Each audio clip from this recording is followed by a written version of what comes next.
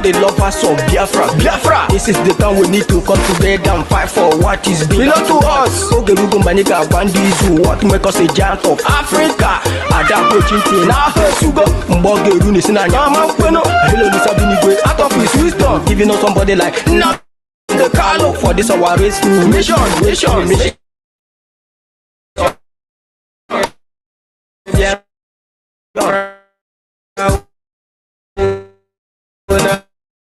Last forever.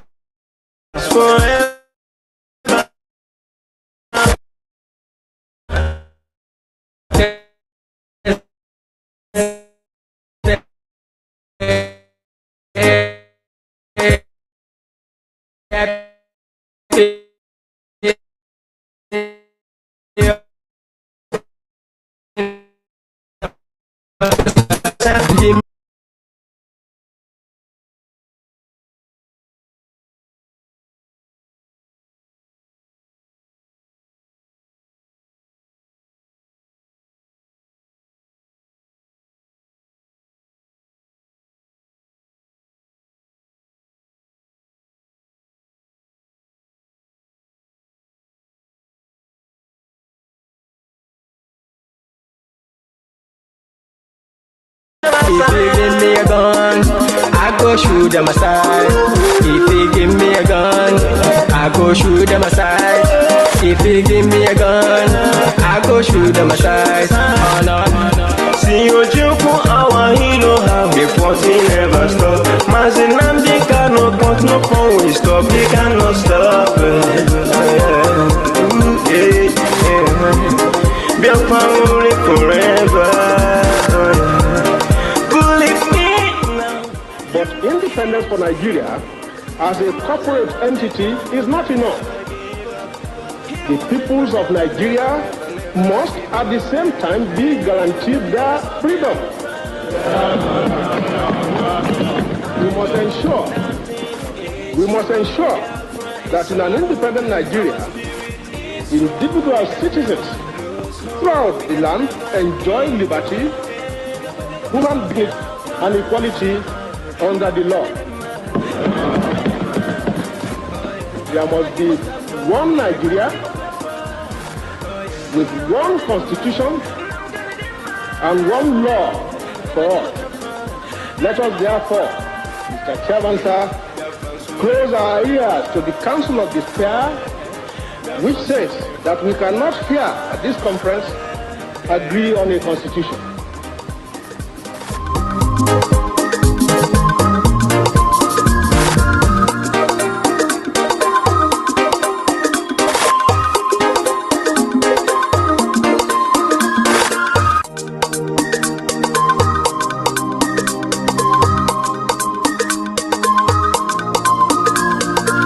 Yeah.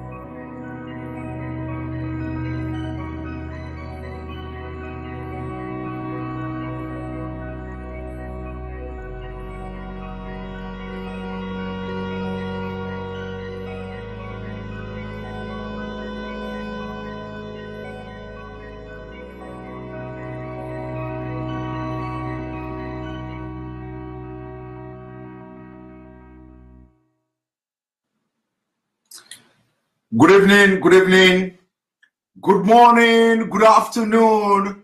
You are watching live and direct on Enter Biafra Channel 1. You are watching live and direct on YouTube. You are watching live and direct on Twitch. Just today, again, we have been able to go live on Twitter. I've just tried it now, and it went through. although it will be very difficult to broadcast from the gadget we are using to Twitter, because the plugin we are using to do that before, they no longer work with Twitter. So we can no longer broadcast from Twitter simultaneously. But I've been able to go live on Twitter today, and it worked, to inform the people on Twitter that we are going live here, and the video is there. So welcome to this program this day. This is live and direct, 21st day of July 2021.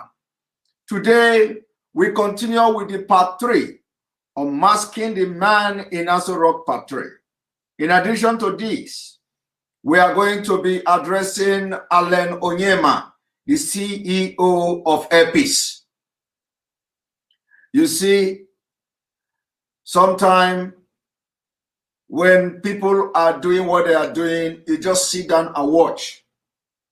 When people begin to do what they do, you just sit down and watch until it is at the right time. You can address them. So since Ekpa Onyema has been doing all the doings, has been talking, he has been doing everything, and no, it is not enough to say he's mumu. We just address him this evening. When they are doing all these things, you just sit down and watch and wait for the appropriate time to strike. You wait for the appropriate time to strike. And today, I believe it is time to strike Onyema. I believe it is time to strike Onyema. We are not striking him. I'm not here to scatter his table. I am here to talk sense to him. I am here to tell him that one person don't know it all. I am here to tell him it is time the table will turn around. Everybody must have listened to watch the video. Why I am addressing specific individual. Why I am addressing specific individuals, especially in this Biafra struggle, is because it goes a very long way in addressing people that think like them. So when I am addressing Onyema today, I am addressing everybody that think like him. As I am addressing Onyema today, I am also, by extension, addressing everyone that doesn't belong or doesn't believe in one Nigeria. So I am addressing everybody at the same time. I am addressing Onyema. We have not started the program, and Super Chat already started flying. Can you people hold on? Let us go towards the end of, at least half of the program before you people can support me. Let us go half of the program. The Super Chat have already started flying. So thank you, Clement, for the Super Chat, the first person to do Super Chat today. And again, we have another Super Chat here, Chinwe. Chinwe, thank you. Chinwe Ago, thank you for the Super Chat, for supporting the page. Thank you all for encouraging me on this platform. Thank you very much. Now, we are going to address Onyema, and by so doing, addressing a lot of people. So everybody know the role Onyema played. Onyema played a very vital role in bringing Niger Delta agitators back and bringing them down to what they are today. Alena Katan, thank you for your Super Chat. I appreciate you. Everybody knows the role Onyema played, Allen Onyema played in calming down the Niger Delta people, the agitators, the militant, and what have you, as they call them. Onyema played a very big role. Onyema actually made his money. In fact, Onyema made his money by participating in bringing the agitation of Niger Delta. He was a mediator. So part of the money he made today, this money invested very reasonably, objectively in Nigeria, came from being a mediator, brokering peace between Nigeria and the Niger Delta militant. That's how Onyema made his money. At least, it may be other one, but this is one where everybody knows. Now, I want to ask Onyema. Onyema, as you made money by brokering peace between Niger Delta militants and the federal government of Nigeria, have you ended the reason for why the militants in Niger Delta took up arms? It's a question I am asking everybody today. When we talk about Biafra, Onyema don't want to be part of it. They are enjoying one Nigeria. When we talk about a better Nigeria in those days, Onyema will be the people who will stand and will know that with Fulani, you can never have a better Nigeria. But when we talk about a better nation, Onyema cannot speak up because of the benefit he have received from Nigeria as a nation. Some people will say you are protecting business interests. You are doing this, you are doing that. Yes, we understand you. We understand you. Alan Onyema, you did a good job by bringing your plane to evacuate stranded Biafrans. Bringing your plane to evacuate stranded Biafrans in South Africa. We commend you. We will never forget that gesture to Biafra people. But the question I want everybody, Rosaline Ugru, thank you for the super chat. The question I want to ask Onyema today is this.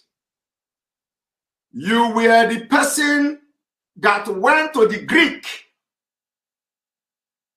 and you engaged the Niger militants. You brokered peace by negotiating the amnesty. If I'm not mistaken, at least you participated in making sure that the Niger Delta militant embraced amnesty. Now, my question to Onyema today is this. When you went to broker peace with this militant, you finally, got, federal government gave them amnesty. Amnesty is that they are giving them money. My question to Onyema today, does that amnesty end the problem in Niger Delta, which was the reason of this militant picking up arms? The answer is no. But today, you use them to make money. And now you have air peace. You have air company. But the problem of Niger Delta is still there. There is no hospital. There is no school. There is no good road. No social insurance system. No good governance. No nothing. So, would you now beat your hand on your chest and say, me, Onyema, I made history because I participated in quenching the militant in Niger Delta? It was a failure. You failed. But today, you are rich. You are rich. Today, you've made connections. Today, you are in government. You can talk to the president. Today, you are one of the biggest person in Nigeria.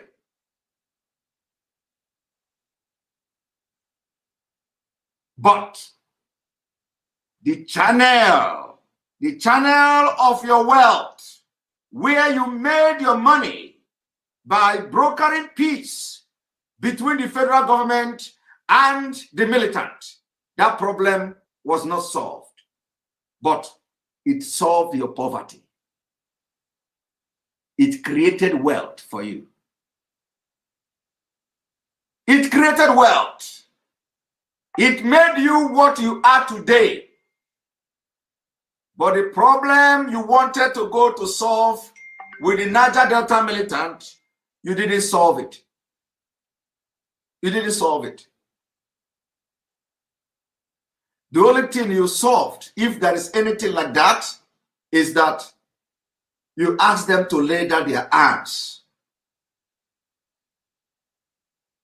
They lay down their arms in exchange for peanuts.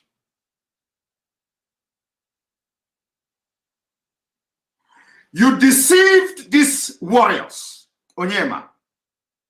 You deceived warriors who will today would have taken up arms against the Fulani killers. You deceived them. You deceived them.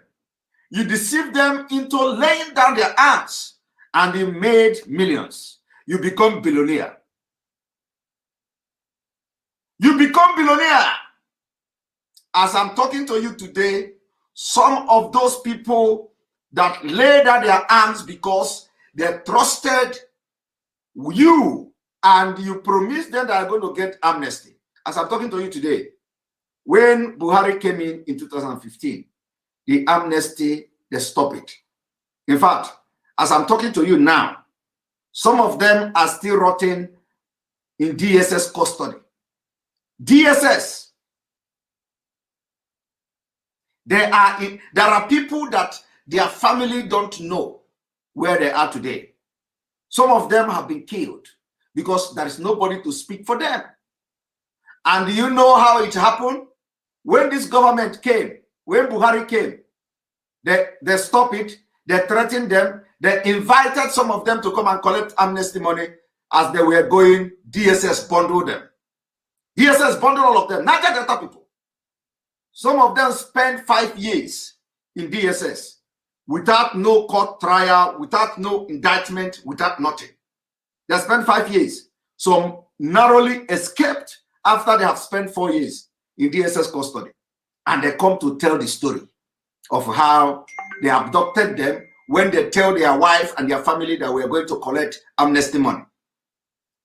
So who is responsible? Onyema. Onyema is directly responsible. He accepted that job and he did it. He participated in approaching the militant in Niger Delta. And from there, he made his money. If it is not from here, Onyema made his money, I will apologize to him. If it is not from negotiating and brokering peace between the militant and the government, I will apologize to him. But everybody who knows what transpired knows that this is one of the places where Onyema made money. So, do you know why? All of you may be surprised why I'm saying this. I'm not saying this because I want to attack him. No. I'm not saying this because I want to, expose him. No. Because I believe this is in public knowledge. I am saying this because Onyema is doing too much. Onyema is doing too much. This same Onyema went with Mayete Allah to Benue State to apologize for committing genocide. He accepted. The government invited him. He followed Mayete Allah to Benue State to apologize to Governor Otton. Last year, February or January or so, 2020. 2019 stroke 2020. I don't know the exact month, but the records are there. He went to Benue State with Mayete Allah. This Mayete Allah that are killing people. they admitted to have committed genocide in Benue State, but they want to go and apologize. Onyema took them. Now, Onyema went to Benue State and apologized to governor of Benue State, Governor Otto. My question is, have that solved the killings in Benue State? The answer is no. And as Onyema is participating in brokering this peace, he is making money. He is making connection. He is building his businesses. And you regard him as somebody who is now, who is a very nice person. He is marketing his business, building his businesses, and flourishing on blood and the poverty of the people he is pretending to be helping. I have just given you now 2 instances. I gave you the instances of the Niger Delta.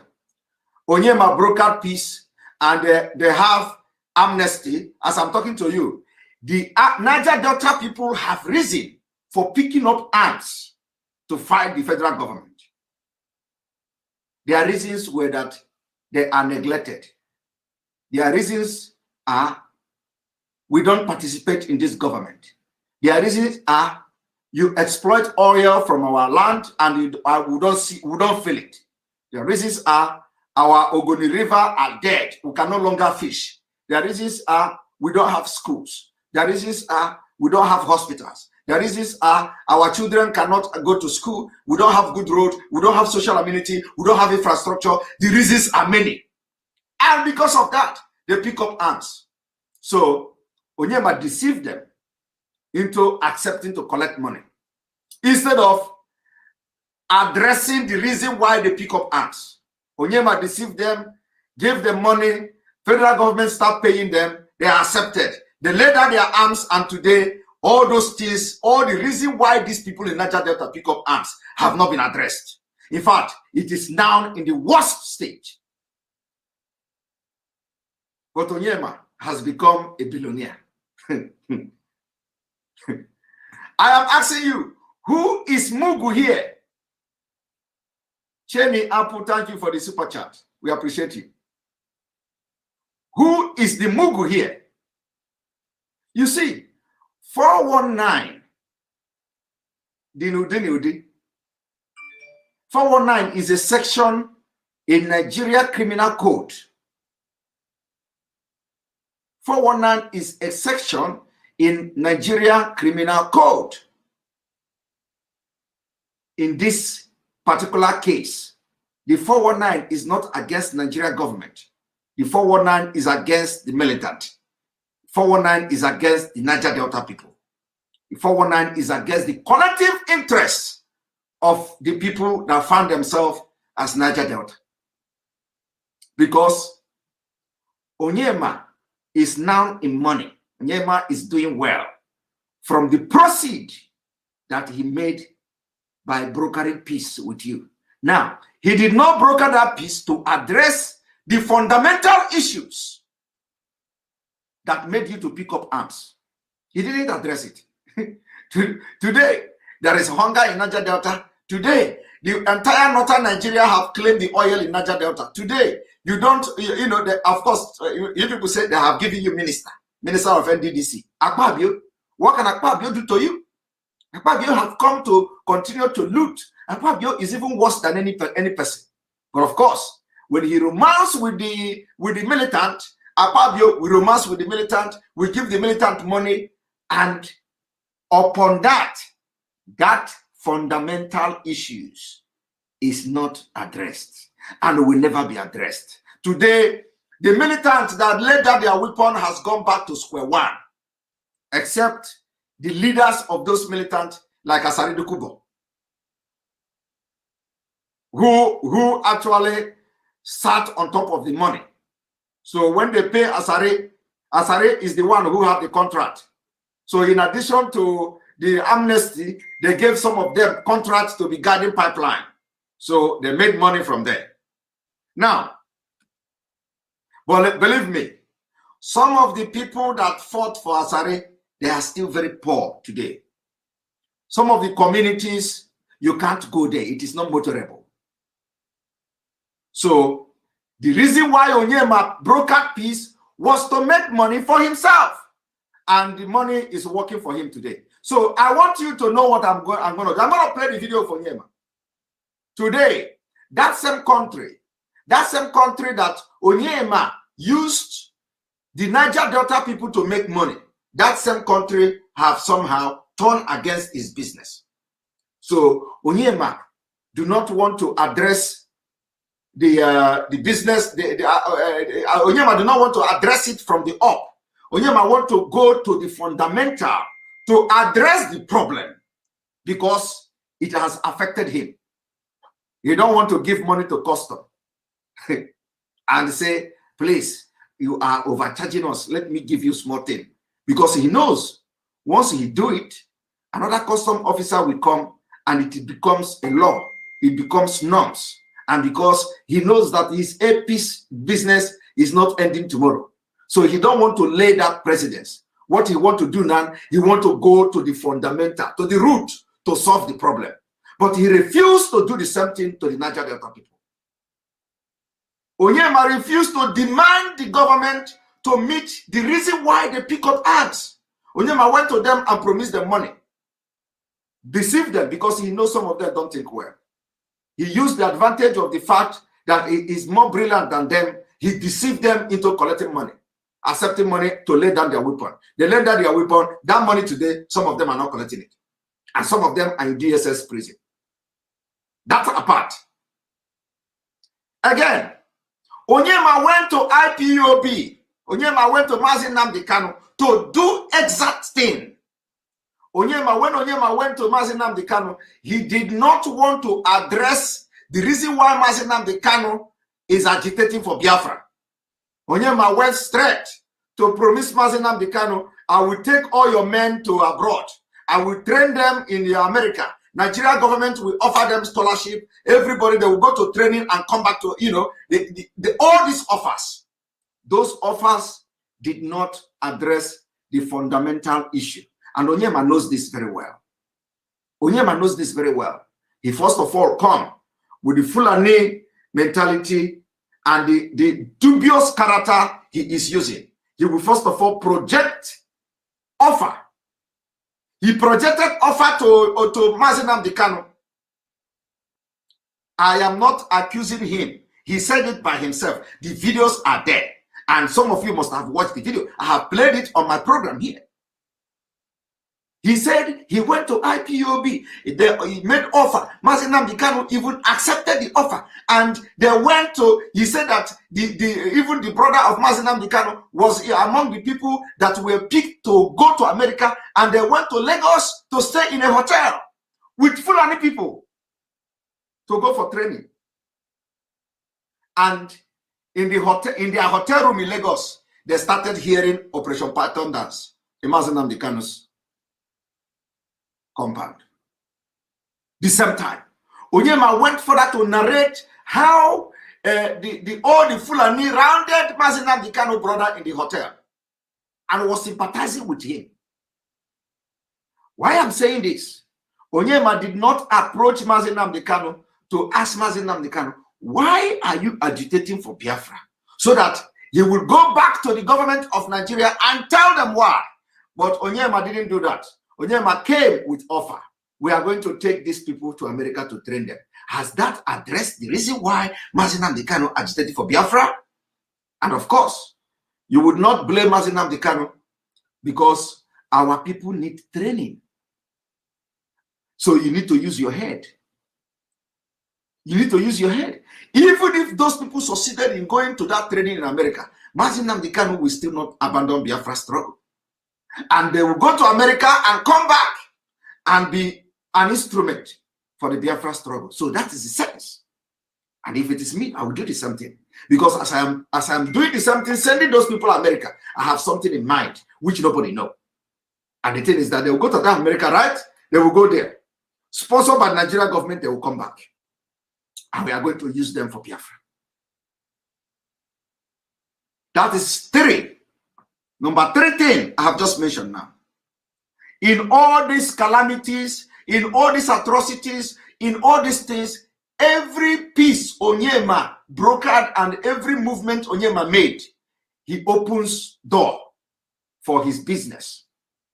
It opens door for contract. It opens door for connection. It opens door for the presidency. It opens door for the people that are in power because they believe he have the skills to talk to militants and talk to Biafra agitators and even discuss with them, and they agree with him and they broker peace. He had a man of finance. He used his own money to do it. No doubt about that. But as he is doing it, there is a target. And that target is what you see today. Is airpiece. Today, that airpiece is under serious taxation attack. And he did not go to the custom officer that imposed the extra tax on his airline. What he did, he went to the National Assembly to solve it from the fundamental, to solve it from the roots. But that is what he have refused to do to Niger Delta people. He didn't solve their problem. He gave them money, and that money is not there today. That is not what he offered to IPOB. He made IPOB offer to take them to America. It is not the fundamental issue. That is the same thing he did to Ortom in Benue State. He did not solve the problem of Benue people. He went and apologized and used his whatever to make Ortom to agree. So now I have explained the background of what I'm about to do this evening. Now you will have your brain working as I play this video. One moment.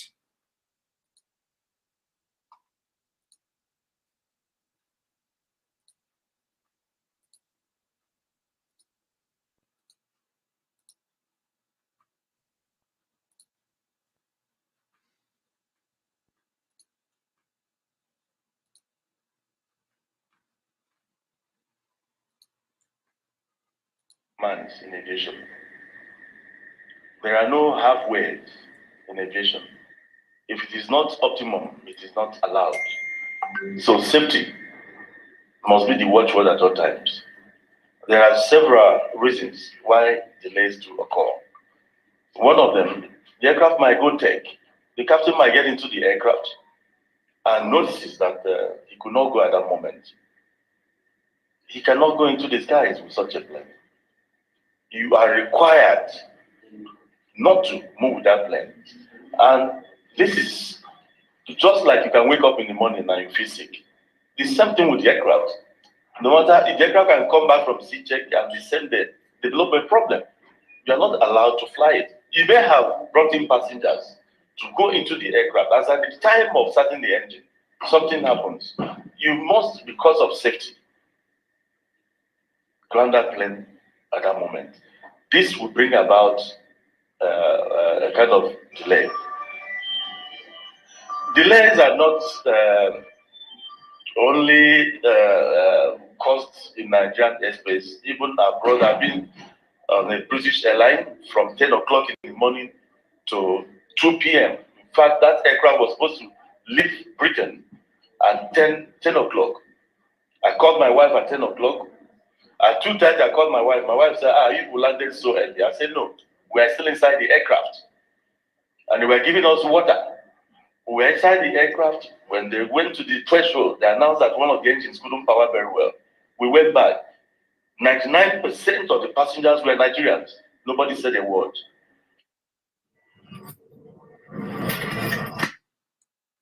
Sorry about that. That is, I think what I have to do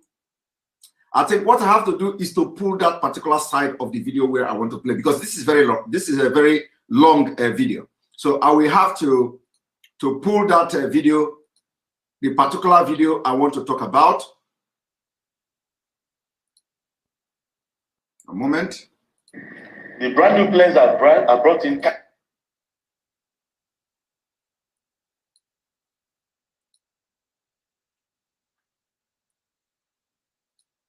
So to cut the whole story short, because there are a lot of things we're going to do this evening, I want you to watch this video.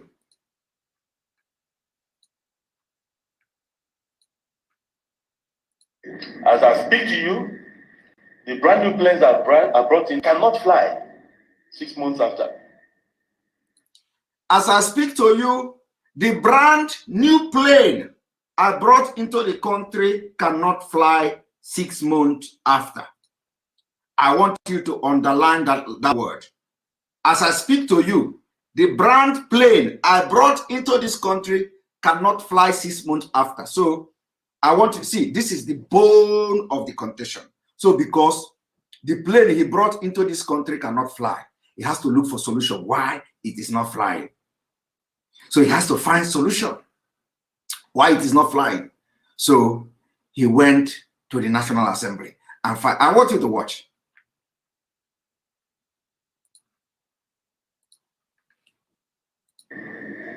Cannot fly. We are ready. NCA has given us the right and everything to go. But we cannot fly as I speak to you now because customs is gone back to be charging us in flagrant disobedience of the law, to be charging airlines surcharge on duties that are non-existent. Okay? So that flight cannot fly because custom decided to begin to charge them some charges that are against Nigerian law, that are not in existence. So Nyema don't want to pay them that money because to him, he knows that if he pay them, he is not solving the problem. So if he pay that money to the custom, he is not solving the problem. Even if he go from the back and bribe the custom person, he is not solving the problem. So he need to go to where he can solve the problem. But remember, he is trying to solve his own problem now because it is affecting him. This is not militant. He's going to promise money. This is not IPOB. He promised to go to America. This is not Benue people he want to apologize to. Now it is the problem. His own personal problem with the Nigerian government. So he wants to look for solution. Remember what I have said here. I said that everything Onyema has done, it has never been a solution-based. Rather, it was something that will open door for him, for his own business to flourish. It has never been a solution-based. Everything he has done in his life until he made this money has never been solution-based. And I have been able to prove that to you today. It has been an avenue to market himself and make himself relevant in the government, in the system of, and it is working for him. But today, he has a problem. He's not looking for a shortcut. He's not looking for a quick action. No. Even if it is going, it has already, it has taken him 6 good months. He don't care. 6 good months. The plane he brought to Nigeria grounded. He don't care. He is not going to pay. He want to solve it. He has patient. He said, is it not 6 months? More than 6 months, the plane is there. He's not going to fly you. I will not fly it. I want to solve the problem first.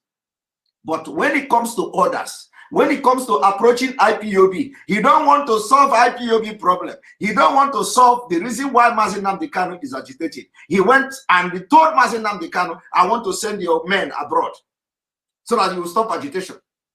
He went to Niger Delta and promised them money. Accept amnesty and lay down your weapon. They did it today. You are seeing it yourself. Niger Delta is a dead zone. Onyema couldn't solve the problem. But today, he is struggling to solve his own problem, and he is solving it because he's going to the right source where the problem will be solved. 6 months, he don't care. He's having patience because he is not in a hurry. The money he is losing in that 6 months, he is going to get it. If in fact, it is better for him to lose that money than to pay the money to the custom. Because when he paid that money, he is not only setting a very bad precedence, he is losing his own money and setting a very bad example, which the custom are going to follow also to the other airline operators. But he don't want to do that. Maybe other airlines are paying this money. Who knows? But Onyema know that the money is not good. If the money is wrong, it is against the law, so he don't want to pay it. He want to go to the to the source to solve it. And now they are hearing him. I want you to watch.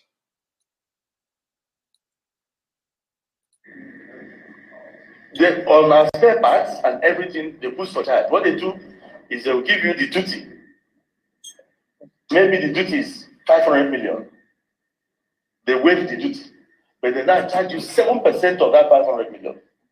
So there's no foundation for that. That is illegal, absolutely illegal. And airlines are being made to go through this.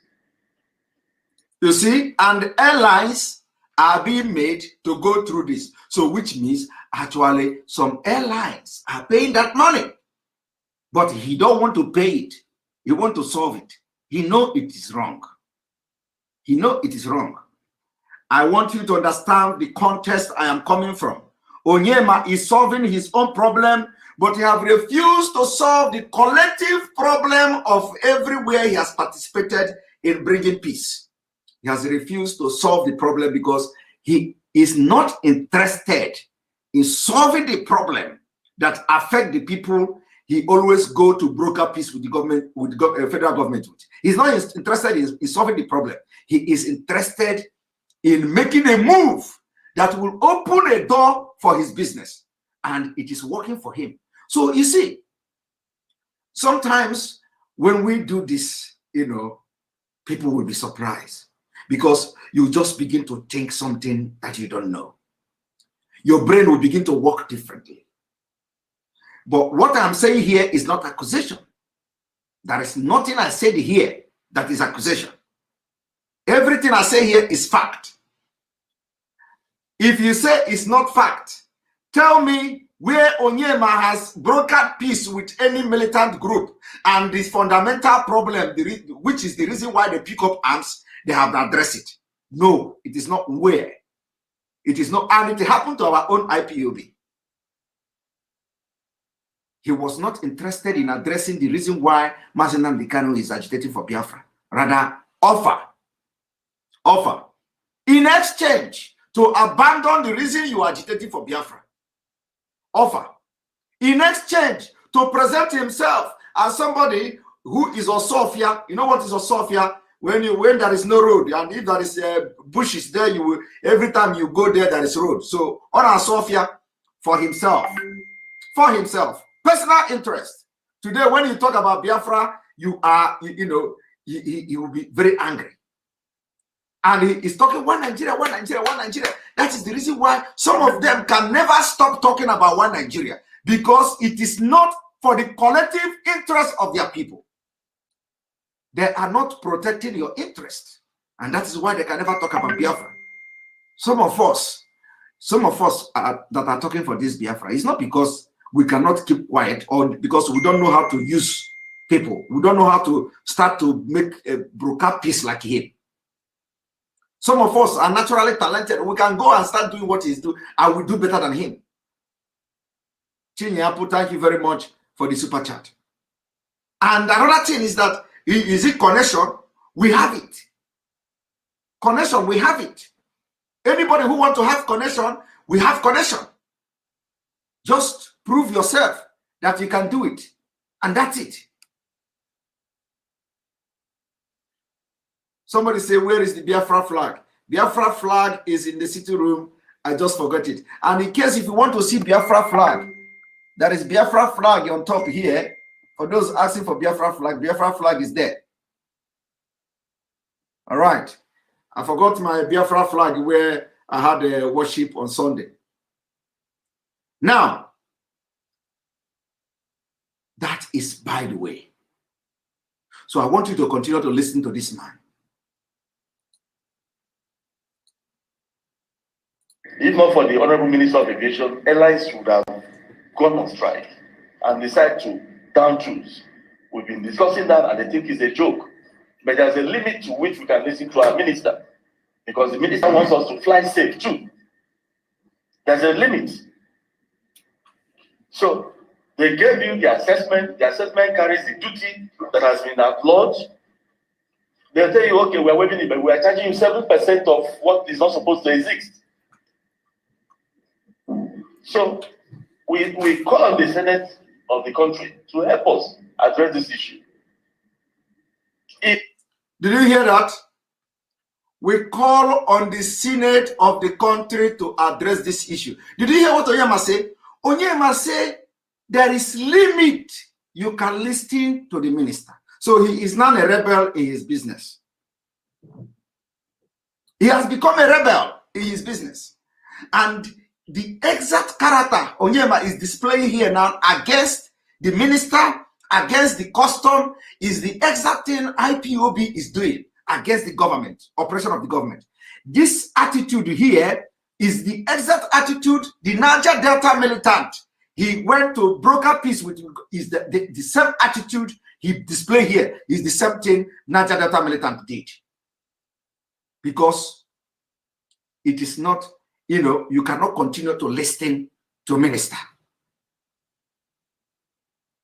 He is doing rebel. This is rebel in his own business, in his own line of profession. He has become a rebel. He said, we can be listening to minister, but not every time. You cannot just listen to minister every time. And it has now touched him. And this is the attitude of a rebel. He has now rebelled against a Nigerian minister, but he wants to look for solution to it. And for that reason, he allowed his own plane to stay for 6 months without flying, and money is going. He has started rebel. Let me play it again. Let me play it again.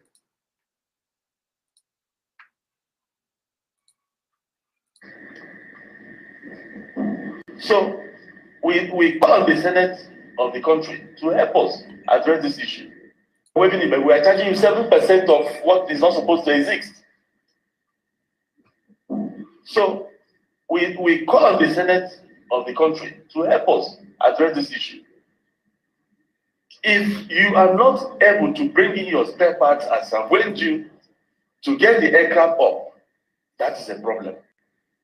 Passengers must experience delays because the fewer planes that will be available, if anything happens to any of them, you have to wait for. They'll tell you, okay, we're waiving it, but we are charging you 7% of what the minister wants us to fly safe too. But there's a limit to which we can listen to our minister. If not for the Honorable Minister of Aviation, airlines would have gone on strike. If not for the Minister of Aviation, airline would have gone on strike. And decide to down tools. We've been discussing that and I think it's a joke. But there's a limit to which we can listen to our minister. You see, there is a limit at which we can listen to our minister. There is a limit at which we can listen to our minister. And there is a limit at which I can respect him as Onyema. And that's what I'm doing now. So he should not, he should not pick offense in what I'm doing now. That's why I say he has done too much. He has done too much. It is not, that there is a limit to which we can listen to the minister. Even when the minister is coming them down, there is a limit. So to them now, they have gone over, they have gone that limit to which they can listen to the minister, and now they rebel against the minister. And they have to go to the National Assembly to solve their problem because they can no longer listen to the minister. And that is rebelling against the Minister of Aviation, who they can no longer listen to. And that is the exact thing I am doing now. There is a limit to which I can, become a patriotic to any. There is a level, there is a limit I can do, and I have overgone that limit, and I can no longer be part of Nigeria. And that's why we are doing this every day. That's why MAZI NNAMDI is in DSS, because there is limit to which MAZI NNAMDI and the people, the entire Biafra, can take about the impunity, the marginalization, the conquest, the control of Fulanis in Nigeria. There's limit we can go. And that limit is what brought us where we are today. Onyema is doing the same thing. You see, one thing is that you wait You know, that's why I know they rush things. I don't rush things. That's why when something is happening, keep calm, calm down. A day is coming where you are going to use the person, whatever he does, to judge him. They say in Nigeria, what, you know, in those days when police is arresting people, don't talk. If you speak, whatever you say will be used against you in the court of law. That is the only English. That is the only English Nigeria police speak very well. Even a Boki in Nigeria police can speak this English. Whatever you say will be used against you in the court of law. They cram it. So any police in Nigeria cram. This is what they know. If they miss any English, they can never miss this one. So I am using whatever he is saying now, and this is, but the only difference is that this is not the court of law. So Onyema is doing the same thing, and I hope you people understand what I'm saying. What I'm saying here is that we are fighting for Biafra to solve the problem that Nigeria government has created. We want a better country. We have gone the limit, and we cannot take it anymore. And Onyema is doing it in his business to protect his own business. The only difference again is that we are not as selfish as Onyema. We are not selfish. We don't want to fight for ourselves. We are fighting for the collective interest of everybody, not just Biafra. We are fighting for Duduwa. We are fighting for Hausa people. We are fighting for Middle Belt. We are fighting for Biafra. Even some people are accusing me. Some people are accusing me. This one, Simon Ekpa, is always talking about to Duduwa people. Is the allegiance now to Duduwa nation? We are not that selfish. That is selfish attitude. Because if MAZI NNAMDI is here, he fights for everybody. He doesn't fight for Biafra alone.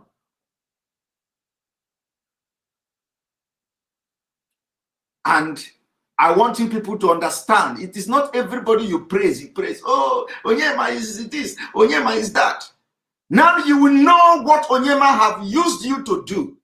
Now you will know how Onyema have used Niger Delta to make money. Now you have used how you have, you know, it doesn't necessarily need to be a direct money. Now you have known how Onyema have also used IPOB to make connections to Aso Rock.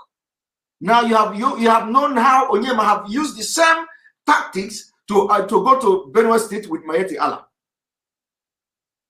But today, the table have turned. It is not even a bad one.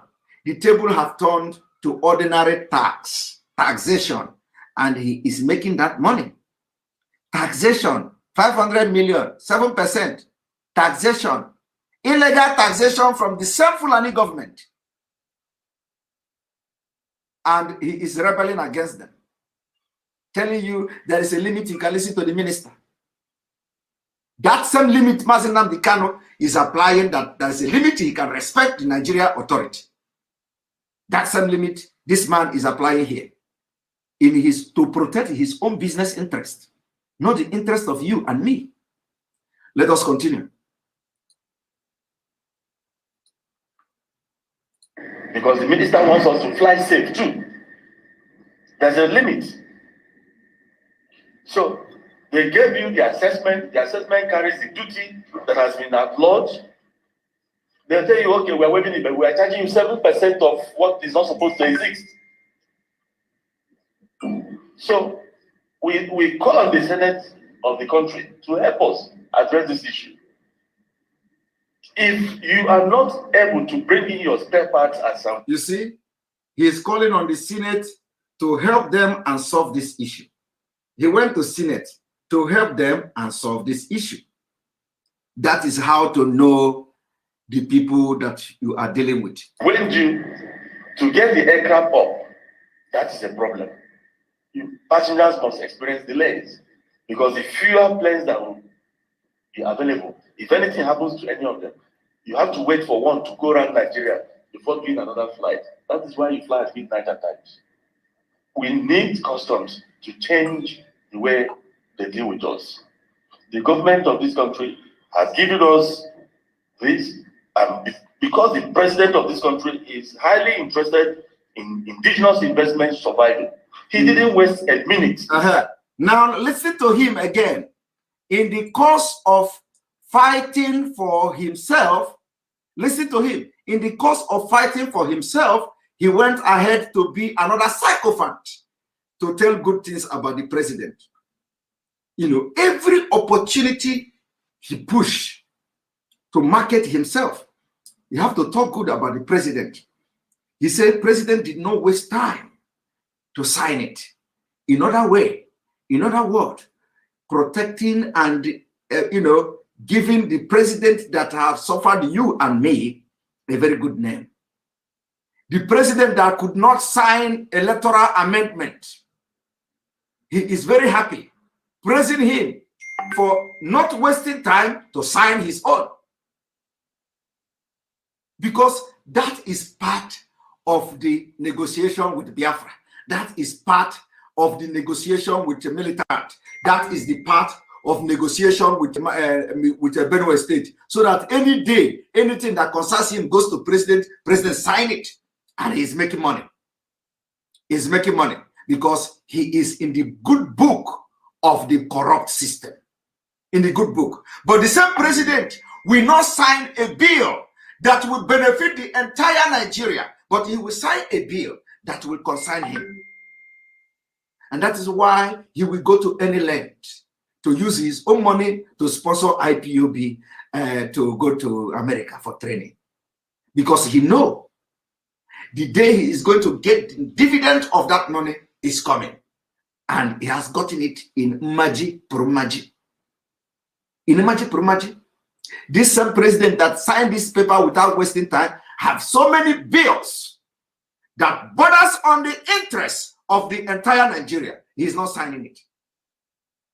But he did not waste time. I want you people to understand what is going on.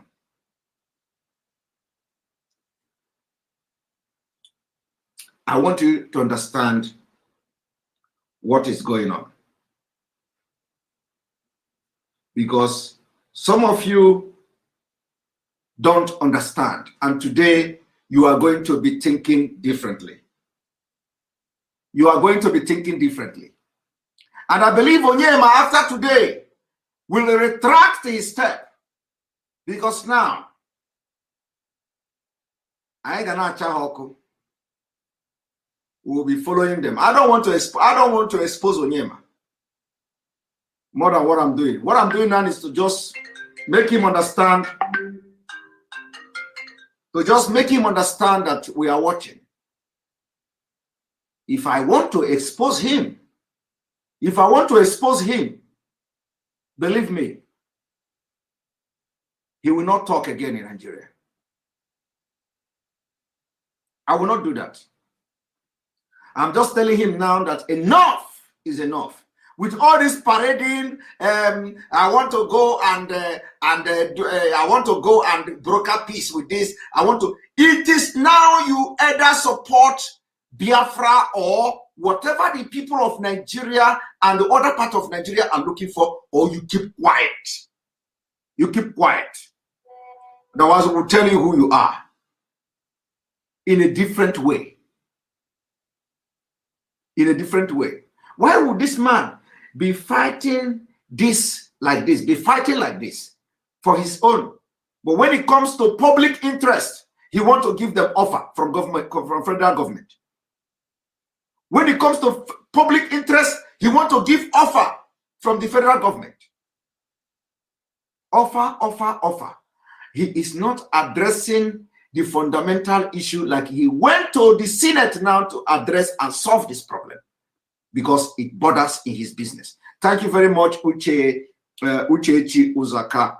Simon Wanem Chukwokika Biama will restore our Biafra land, and all these selfish flavors will disappear from Biafra land in shame. He said, let us listen to him to the end. I think this is law. So why should any government agency not feel the pulse of the man on the beat and everybody is criticizing him? If something like this happens to the president, that one happens to the president. That's not his beat. And he must be praised for doing his bit. You see? President must be praised for doing his bid, because the bid is about him benefiting from the president. Onyema is praising the president there. Every time we criticize the president, this one happened, is the president. That one happened, is the president. Now, this is not about the president. The president has done his own. What is happening? The same president did not stop the Fulani from killing people from his tribe. But when you talk, they say he's Fulani. Everybody is security, this is security, that. But he is there praising the president because he is protecting his business, marketing his business at the same time, becoming the biggest sycophant. And he thinks he has business skills and business brain. Because, you know, when these people have this koni, they think that this koni is part of business skill. It's not part of business skill. It's not part of business skill. It is evil. It is evil. You can be smart in business and make money different way without subjugating other people to slavery. There are other ways to make money without subjugating other people to slavery, without enslaving your people. Because Onyema open door is an enslavement to Niger Delta people. Onyema open door is an enslavement to Biafra people. Onyema open door is an enslavement to Benue people. Because he participated in apologizing to Benue. Just to have an open door and open access to the presidency. Because he is participating in brokering peace in Nigeria. And the peace has never been solution. They have never solved any problem of those people till today. It is only when the time comes, like 5 years, the problem will metamorphose from that thing, what it was when Onyema went there, to something bigger. So Onyema has added to the problem of Nigeria today. Because had it been that he did not go to Niger Delta, maybe who knows?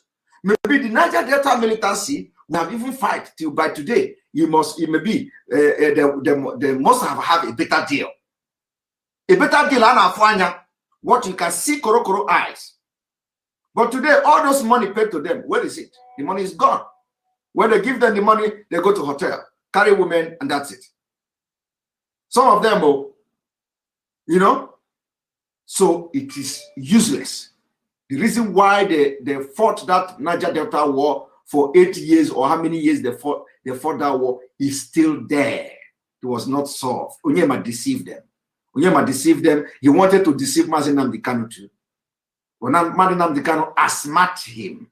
And one thing is that as he already prepared the ground to send the group of MAZI NNAMDI KANU to America, a Patton dance was dancing in Afaroku. So they miscalculated. They miscalculated. Now, let us continue. Watching Praise Buhari. Another one is end user certificate that we are supposed to get from National Security Advisor's office. They developed a portal where there are certain parts that are designated as dangerous goods. You must get the end user certificate before you are allowed to import those parts. Even those countries where the parts will be coming from will not even allow you to ship or to bring that from the Nigerian government. Let me give you an example. One Air aircraft, nothing is wrong with that aircraft apart from one spare part. We identified the spare, we paid for the spare, it took us 3 months to get the end user certificate. If you go to the portal, I don't know, they don't know how to address the portal, they don't know how to go through it. It took us 3 months while the plane was lying there on the ground. That's colossal loss.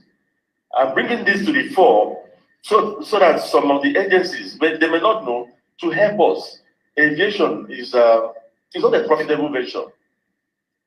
I'm happy you have a distinguished Senator Nala with you. It's not a profitable venture. It is not. But it takes your It's addictive. When you go into it, it's addictive. You can close your other businesses to go into it. Our minister knows more than I do. He's both a pilot and an engineer, aircraft engineer. So it's addictive. Once you're into it, you never do any other thing again. Those of us in it are just in it for service. And we should be helped to help our country. I think also the airports should be helped to, develop more parking spaces. Now we are bringing in more planes. So many airlines bringing in more planes. They are going to be planes all over, but the parking spaces are not there. So sometimes in the morning, if you have a 6:30 flight, Arik will need to do some push, at least to escape one aircraft. All those time wasted, you can never get them back. So the 6:30 a.m. flight might end up going at 7:30 because of parking constraints. So I think the Ministry of Aviation should be funded more to help us develop more aprons so that we can have more, because a lot of airlines are actually coming up now. Did you hear that? There he struck a deal. He ended up by saying he wants the Ministry of Aviation to be funded more. Let me drink coffee. Onyema wants the Ministry of Aviation to be funded more because more planes are coming so that they will build and expand. Now he is solving his problem. He is solving his business problem. But if it is on public, it is about public interest, he will not solve it. If it is about public interest, he will look for a way to maneuver this whole thing to pay money to somebody to, to just stop that time. Don't go further. Don't agitate. Let us look for something offer. Don't agitate. Government is ready to do you this. Government is ready to do you that. Don't agitate. He will not go into looking for the solution now because it is public interest. That's what I want to tell you. And we have spent almost 1 hour addressing Onyema. Onyema, you have been addressed today. And those of you watching me now, remember, if you are not watching from temporary relief, thank you very much. Temporary relief, thank you very much. That's what Onyema does. And he knows it.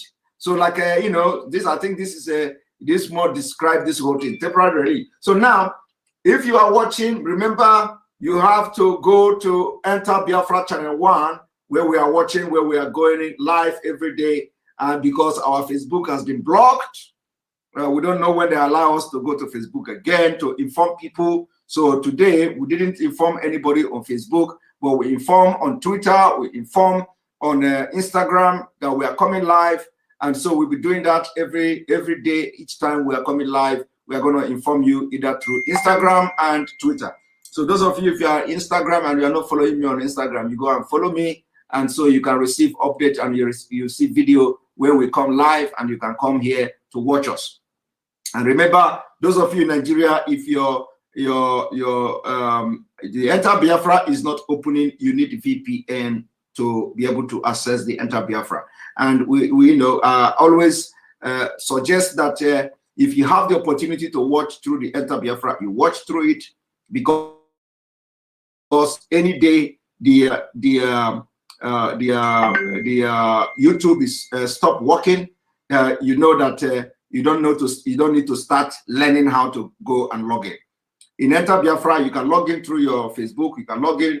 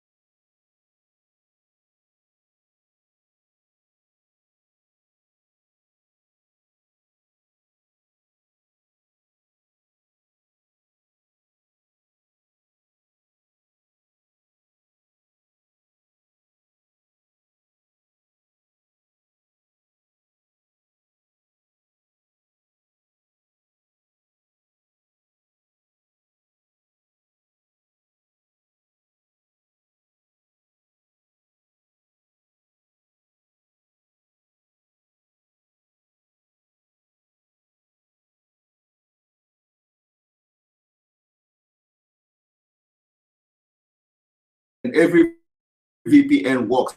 I believe that. All right.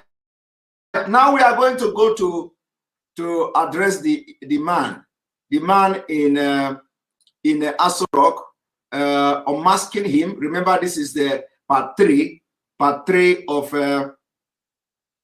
Enter Biafra. Enter Biafra is not separate. It is enterbiafra.com. When you go there, you can browse there through there. You just look for channel 1. Channel 1 is showing this broadcast now. Channel 1, you are watching it live there. If you're able to log in with your Facebook account, you can be able to comment there by registering. You can also make your comment there. There's no restriction in whatever you want to comment there. We don't have any community standard. We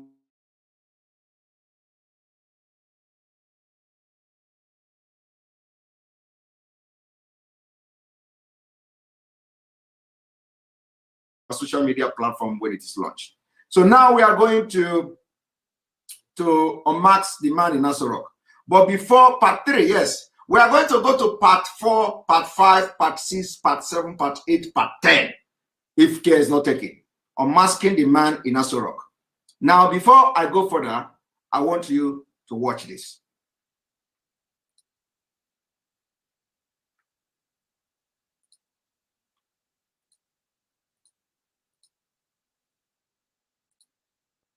If we had a president,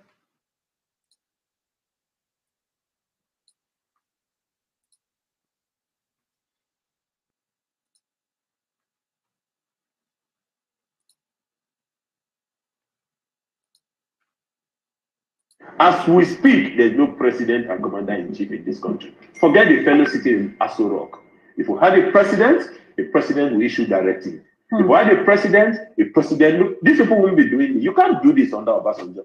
Even under President Jonathan, that people thought was weak, you can't do this because they spend between being intentional and different between being indifferent. Okay. The truth of the matter is that there's no way you can hide things from people. President Babangida in those days used to drive on streets of Surulere. Some of us are aware. Obasanjo used to do the same thing. It goes without saying. You see, if a president should be hands-on. A president should be hands-on. Now, on this rock, I shall build my temple. You heard that man? There is no president. Forget the man that is parading in Aso Rock. This can be coming in a different context. It can be that, oh, the president is not active, or the president is, the president is dull, or the president is sick. I remember that we are coming from two different perspectives. The perspective of the president is dead, perspective of the president is not dead, but is sick, mentally, physically, and otherwise. So, and the question is, if the president is alive and he is sick, mentally, physically, and otherwise, according to law, is he supposed to hold public office? That is the question. That is the question. Is he supposed to hold public office? If somebody is mentally sick, is he supposed to hold public office to the extent of holding the leadership of 200 million people? That's where we are going to have challenge. So if you say that he is not dead, okay, he's not dead. Now he's alive. But is he mentally okay? And if he's not mentally okay, is it according to constitution and law that somebody who is mentally not okay should be allowed to continue to lead a country of 200 million people, where you have professors is everywhere? Is the question. Now, having watched this, I want to bring another video before we continue. This is going to be a very fun one, because you know, some of you forget things very easily, so we are reminding you now a lot of things.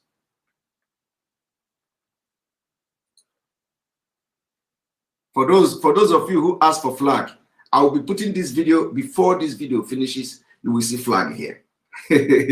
All right, let's go there.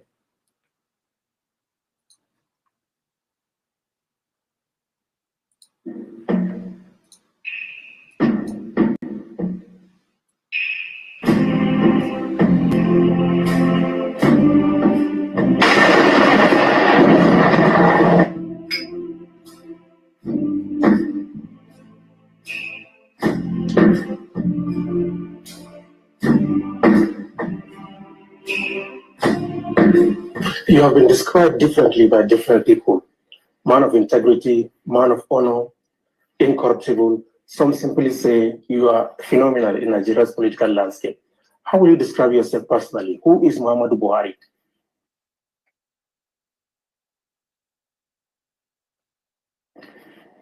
Well, I like to start by praising teachers of my generation. I spent 9 years in boarding school, 3 years in primary boarding, and 6 secondary school. Now I think they do 5 years. The teachers then, they were treating children and students like their own children. If you do well as a student, they praise you in the classroom and in the assembly hall, which is held daily, 6 times a week. If you misbehave, you will be plugged in front of your class or in the whole assembly hall. So the best out of you is brought physically and academically. You have to do well to survive. You have to do well, be doing well to survive. I was a class monitor. I was a junior prefect. I was a senior prefect. I was a head boy. I earned all those. And I know what I went through. But without good teachers, I wouldn't have been able to do it.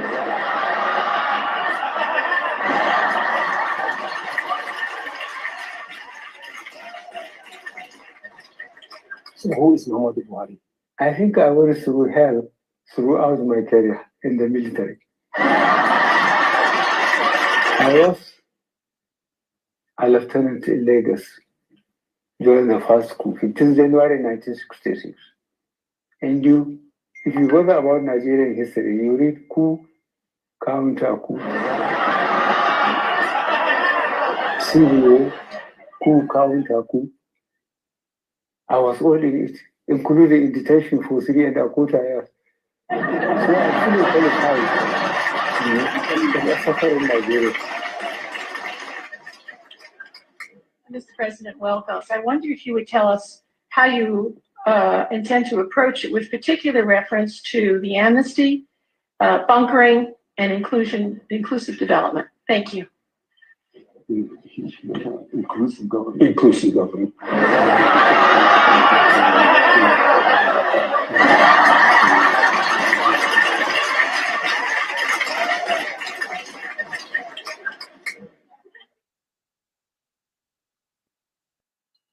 Summit from the Nigerians, we got some leaders of some fantastically corrupt countries.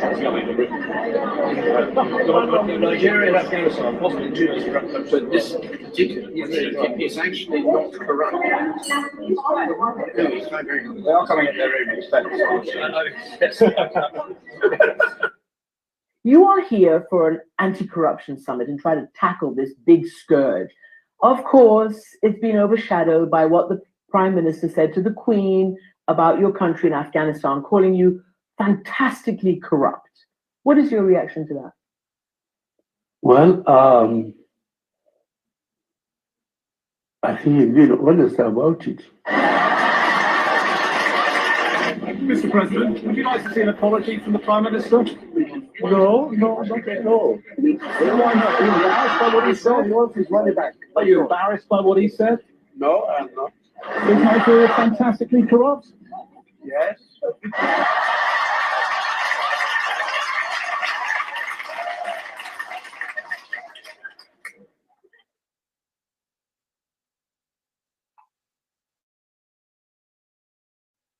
I would like to use a different approach in the fight against insecurity, especially kidnapping, which is a big issue now, sir. No, I have just seen the IG. I think he's still losing weight. I think he's working very hard.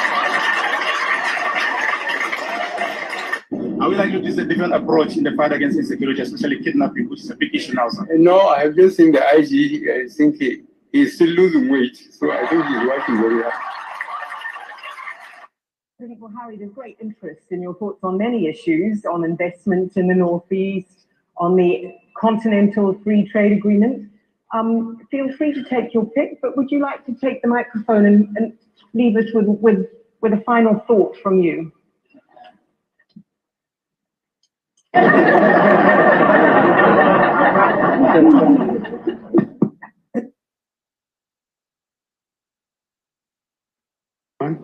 More than 60% of the population is below the age of 30. A lot of them haven't been to school, and they are claiming, that Nigeria has been an oil-producing country. Therefore, they should sit and do nothing and get housing, healthcare, education free. But let me tell you that recently, my Minister of Education or for Information was constrained to answer a question when people accuse the administration of doing nothing. He said, let Nigerians be reminded what position we were before May 2015, what condition we are now, and what we have achieved between then and now. You've been accused of being the leader of the North, but somebody who doesn't extend that appeal to the other parts of the country. And in fact, you've been accused of not really respecting the diversity of Nigeria. What do you say to that? Yeah, I think the MAZI we have been able to consolidate of all progressive confidence. I think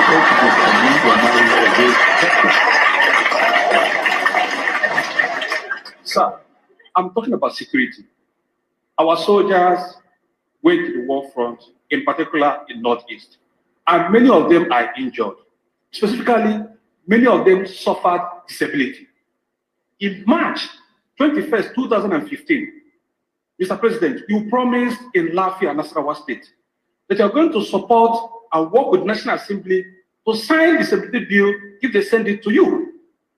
On the 18th of December 2018, the National Assembly transmitted the disability bill to your office. Sir, my question, how do you protect these Nigerian soldiers that have suffered disability by signing a law that will protect them from discrimination and harmful practices? Thank you, sir. Thank you.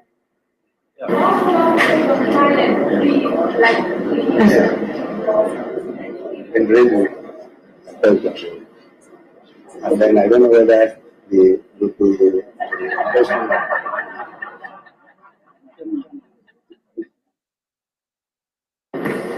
disability bill that was transmitted to you by the National Assembly and which you haven't signed. Do you want to respond to that? It was asked by a gentleman. Injured and rehabilitation. No, the disability bill.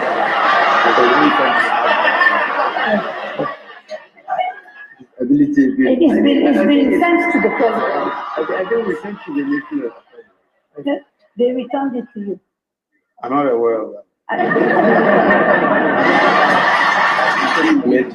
So as to address the challenges facing the sector.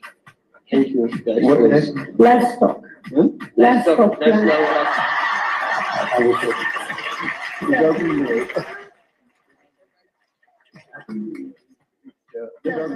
are all directed at Mr. President. So corruption, yes, let me go.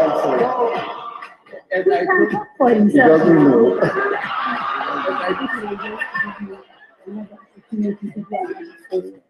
Why?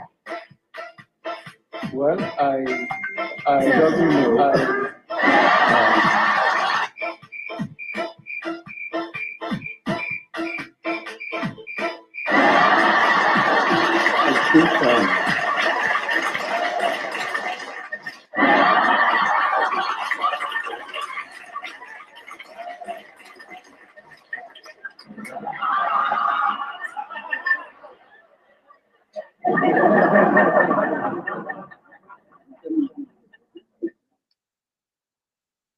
I think music from the continent. Backwards. In Nigeria. All right. You all must have watched that. You know the reason why I kept quiet. I don't want to talk because I want all of you to enjoy it.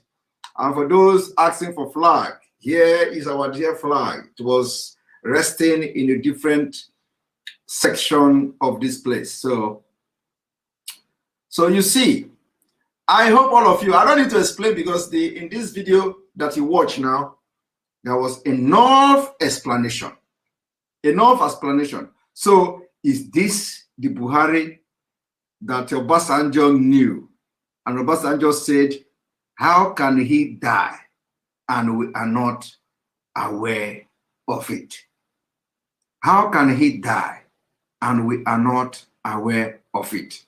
Now,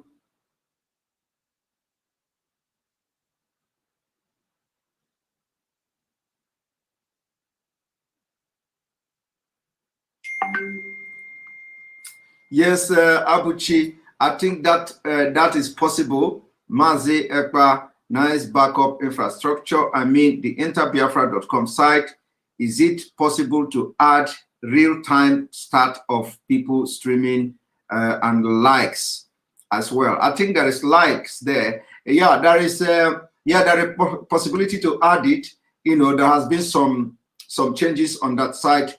And by, I believe we may be revisiting it again to have the countdown to the next broadcast and all that. Yes, that countdown is there before. We have to bring it back because it has become, broadcasting from there has become inevitable. So we have to start that. Yes, I agree with you.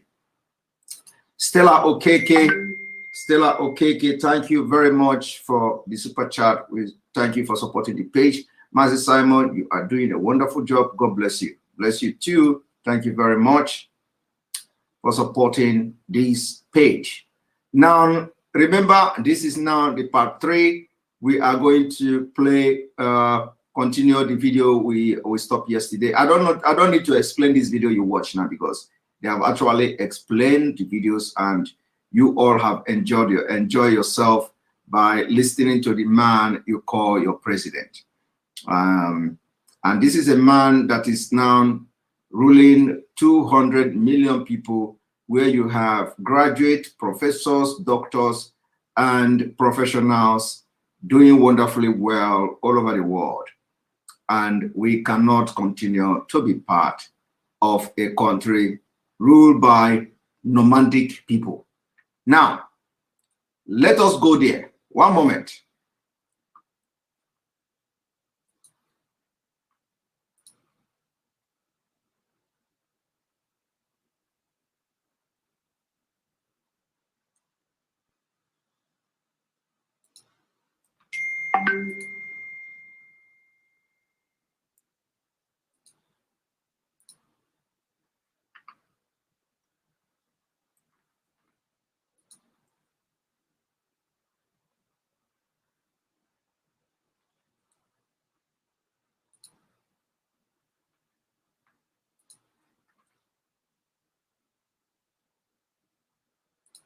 Mr. President, the 17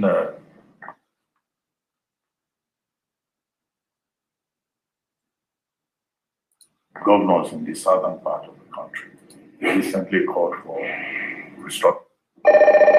Hi, yeah, this is Mr. Zuckerberg.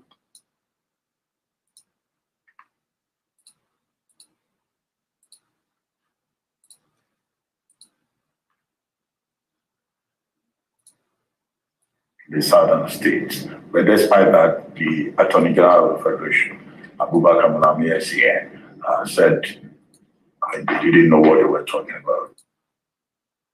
Governors in the southern part of the country recently called for restructuring. They also announced a ban on open grazing in the southern states. But despite that, the Attorney General of the Federation, Abubakar Malami SCN, said they didn't know what they were talking about. But what exactly is your own opinion on open grazing? What steps are you planning to take to put an end to farmers' headers clash? You want me to contribute my attorney general? Do you hear that? They asked him what is your opinion on open grazing that the governors of the southern Nigeria has come to give place a ban on open grazing? Although that the Attorney General has come, and what this man is doing now, what Ruben Abati did here is what we call lead question in law. It is called lead question, like leading question. So the question is to give the man a hint of what to answer.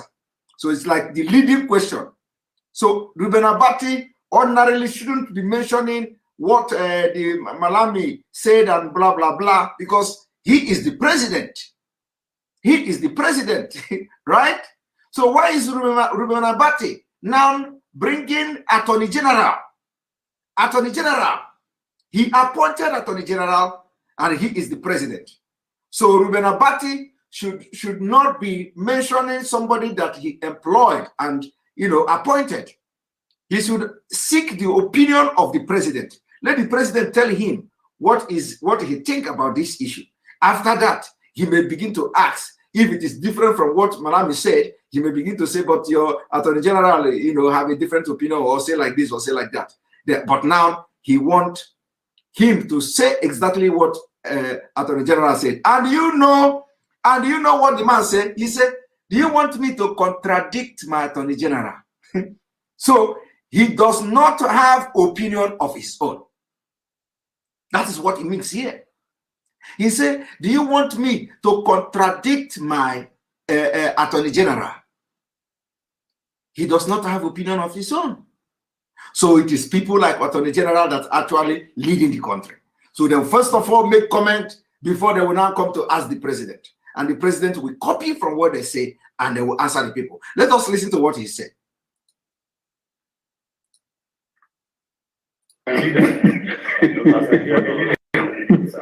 Okay.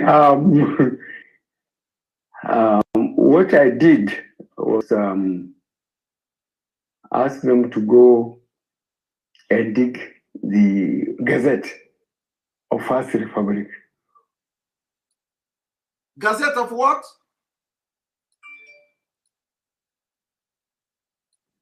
Ask them to go and dig the Gazette of First Republic. Of what republic? Gazette of what republic? Did anybody understand what he said? He said he asked them to go and dig Gazette of what republic?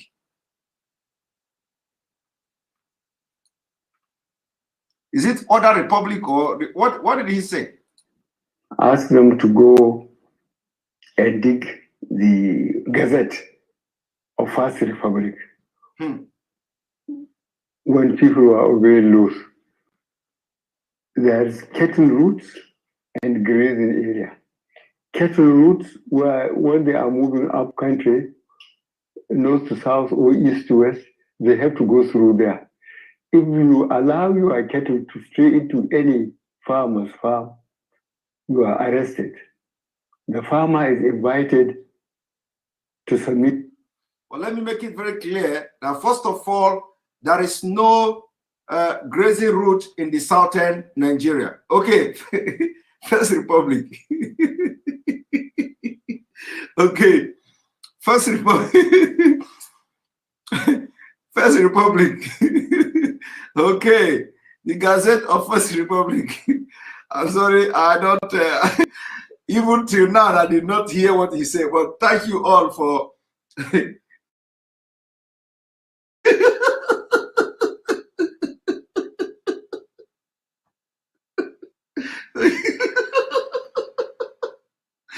Oh my God. How can you people hear this thing better than me? Something is wrong. How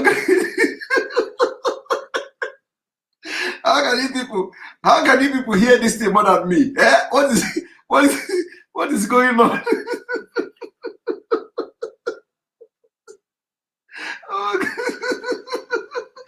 Oh my God, sorry. What is going on here? How can you people hear this thing more than me? And I believe it's First Republic. Okay, let us hear him.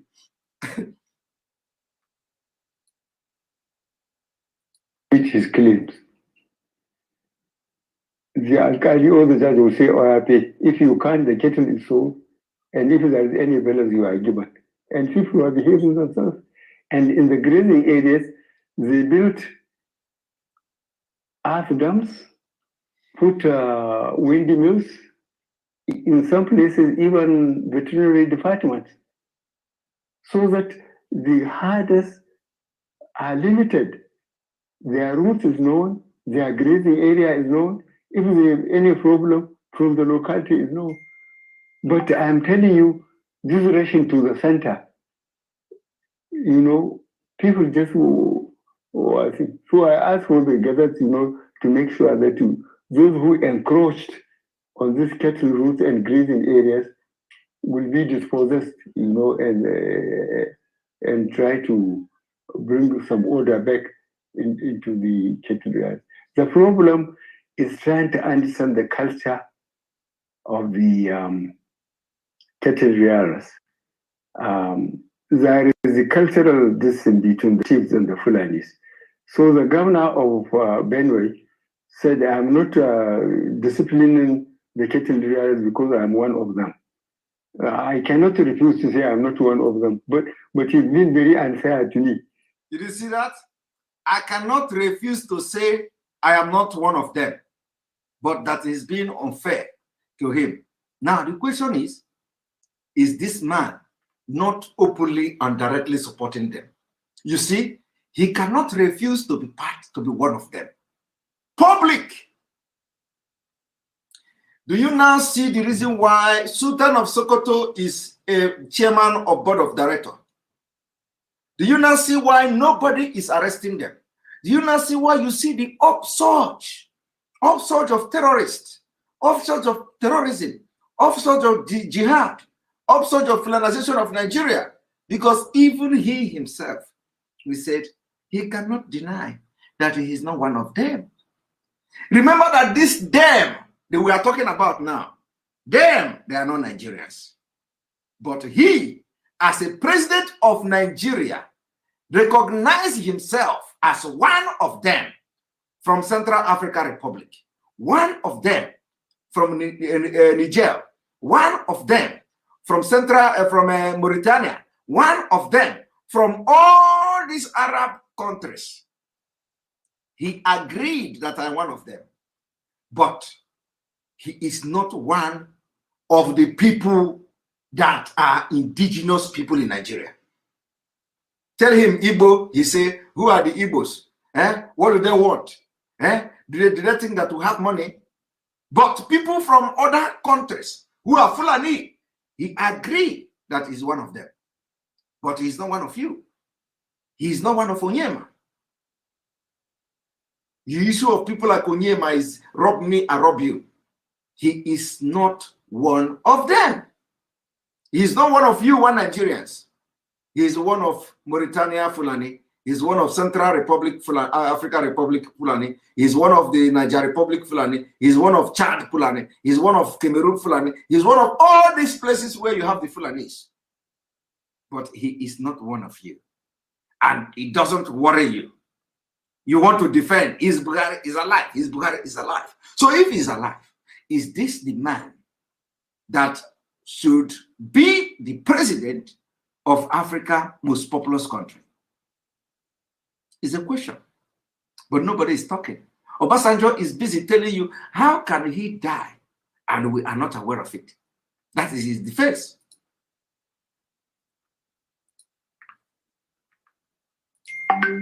And I told him that the Nigerian cattle rearer was not carrying anything more than a stick. Sometimes with a machete to cut some trees and give it to anymore. But those sophisticated ones, they are good with AK-47. So from all the Sahel areas, people rush to Nigeria, you know, and Fulani from Mauritania or from Central Africa look the same. So they think they are Nigerian ones. And I assure you that we are trying to resuscitate these cattle routes, grazing areas, and make them accountable. And then this cancelling of taxes. Ordinary people like it, but the problem of accountability, you know, when taxes are being paid, people are behaving themselves. But now without taxation, people are doing what they like. Yes, that brings us to the question of power devolution. All these taxation things, these were things that were working in the first government, but they are no longer working because of COVID. And that's what people are talking about, restructuring the federation to make it work for them. And it was part of the APC manifesto in 2015. I mean, what is your position now on devolution of powers? Devolution of power, you have to define it. It's the legislative list. Take some of the things to residual and keep a few to concurrent, while you have a strong defense in the center. Well, virtually, local governments are virtually killed. You know it. The 3 tiers of government, federal, state, and local government, if they are being followed properly, we wouldn't have all the social problems. But the problem is the local government have been virtually killed. And that is not good for this country. The devolution of power, he believed the local government is dead. He do not know what is something in concurrent list. He don't know it. He don't know what is in exclusive list. He don't know it. When they talk about devolution of power, he think it is about sharing money and rice, where the local government will share money and share rice. When they talk about devolution of power, they are talking about breaking the police from the center. They are talking about reducing the power of the president and the executive. But this man, he don't know it because he has never been in government. At least if he has been in government, the brain, if this is a Buhari, the brain he is carrying now was not the brain he used in 1984. And that is why we are asking Obasanjo, is this the man you serve Nigeria military with? He don't know what is devolution of power. He don't know what is in concurrent list of Nigeria constitution. He do not know what you have in the exclusive list in those constitution. He do not know them. So he begin to address the local government because that is where they share rice. And he think it is about sharing rice to people that are hungry.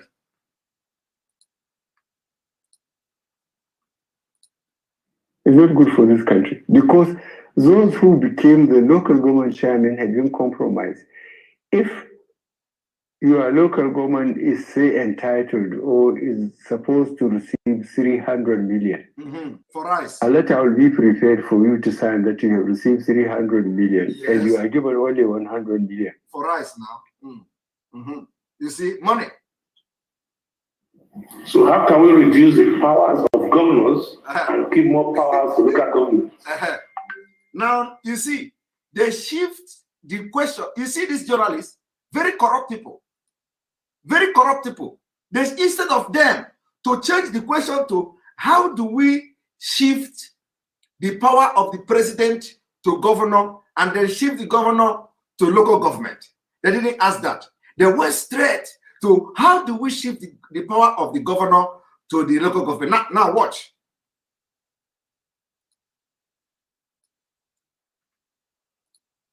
By writing a new constitution. And use the power of the president. While we're at it. And somebody say, I reduce the power of president too. You think president has a lot of power? Okay. You hear that? He said, is it that president have a lot of power? He said, he understood it very well. That one of president, he understood it very well. He said, He said, They say, and reduce the power of the president as well. And then he said, does the president have too much power? And or maybe he don't even know. Of course, he don't know. He don't know. With this brain, he don't know. He don't know. So the people that are ruling Nigeria understand his power, and they are using that power judiciously, you know, to favor them, the Fulani conquest. So he don't understand, and I don't blame him because he has demonstrated that he don't know, you know, through different numerous channels. He has demonstrated he don't know, so he don't know. Well, let us continue.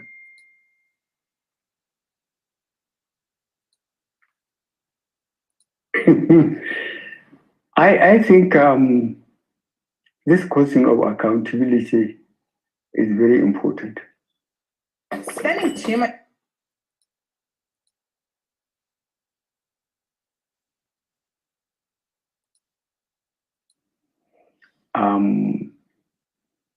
Did you hear what he said? He said he thinks that this question of accountability is very important. How does that got to do with accountability? How does devolution of power have to do with what is the business between devolution of power and accountability? Huh? He said this question of accountability is very important. Devolution of power has nothing to do with accountability. Devolution of power is the devolution of power. They are not asking the devolution of the accountability is different. We have seen that it is not working. So nobody is asking you about accountability. It is now the devolution of power, the valuation of power. That is the question. Let us see how he's going to address it. The schooling, especially education, suffered so much. Okay. If, for example, during our generation, I spent 9 years in boarding school. Okay. And the teachers then treat us as they treat their own children. If you do well, you are brought before the classroom and praised. Okay. If you misbehave, they remove your thing and plug you there in front of the class. Okay. So you just have to behave yourself. Yes. But now, one of the chaps from Ogun State, Pastor Bakari, he told me when he came back from America, he went to his alma mater, and he couldn't differentiate between the teachers, yes, and the children there. And he's laughing, yes. You see, the teachers used to take students as their children, and they have all the time for them. But the problem, the standard virtually has collapsed. Yes. We have a lot of problem. Okay, so that is the devolution. That is how to now transfer the power of the state to the local government.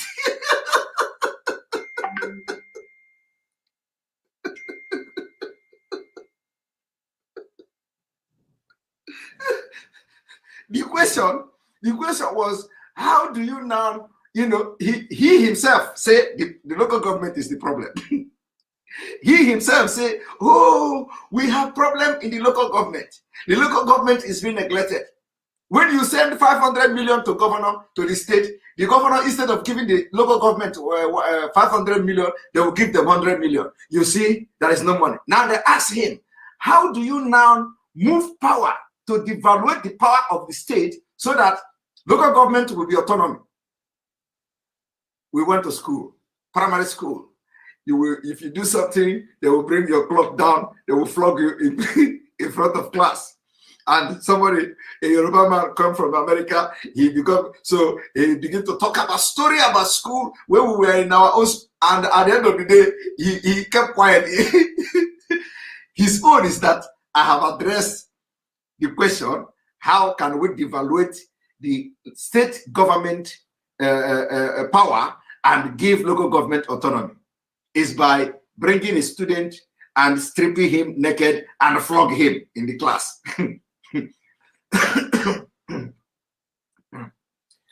Okay. Let me drink Coke.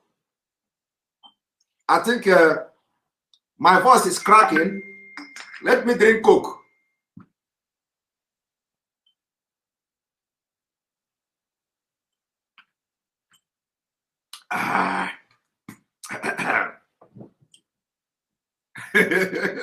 Make una no mind me. Make una no mind. You see, there is nothing like, you see what I'm doing. What I'm doing, I'm not just enjoying it. I'm doing it with passion. I'm doing it with passion because I know it will go a long way in liberating a lot of people. It will go a long way in liberating what Nigerians who Fulani have taken away their sense, hypnotized them. You see, what we are doing now is deliverance. God is walking through this channel. God is walking through this broadcast, and a lot of people are getting converted. Even when, because there is, there is nothing to convert here. This issue of Nigeria is just like a mirror. Nigeria has failed. There is a serious Fulanization agenda that people are using this man to do, and that's what we want you to understand. Ihanyo Oswago, thank you for your super chat. We appreciate it. So let us listen to this, and we close this chapter, part 3, and we go into interactive section. Wow. It takes us to the next question in the northern part of the country. You see, he did not address that question, and they are moving to the next question. He did not address that question. He did not, because he don't understand it. He don't understand it. And the journalists did not ask again to know whether he will understand. They moved to another question. This is how they have been, and this is how Nigeria, the economy and policy of Nigeria has been nosediving.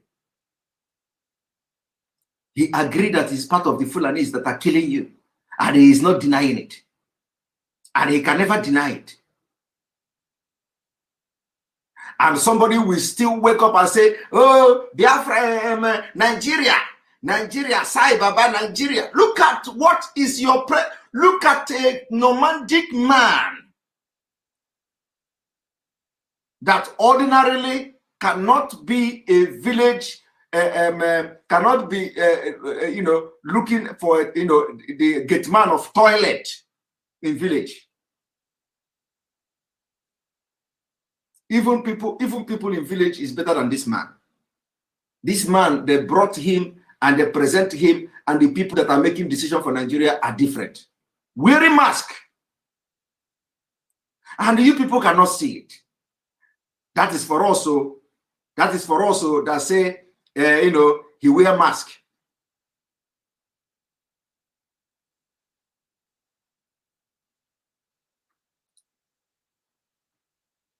Yes, Naji Kog. Yes, we are moving forward.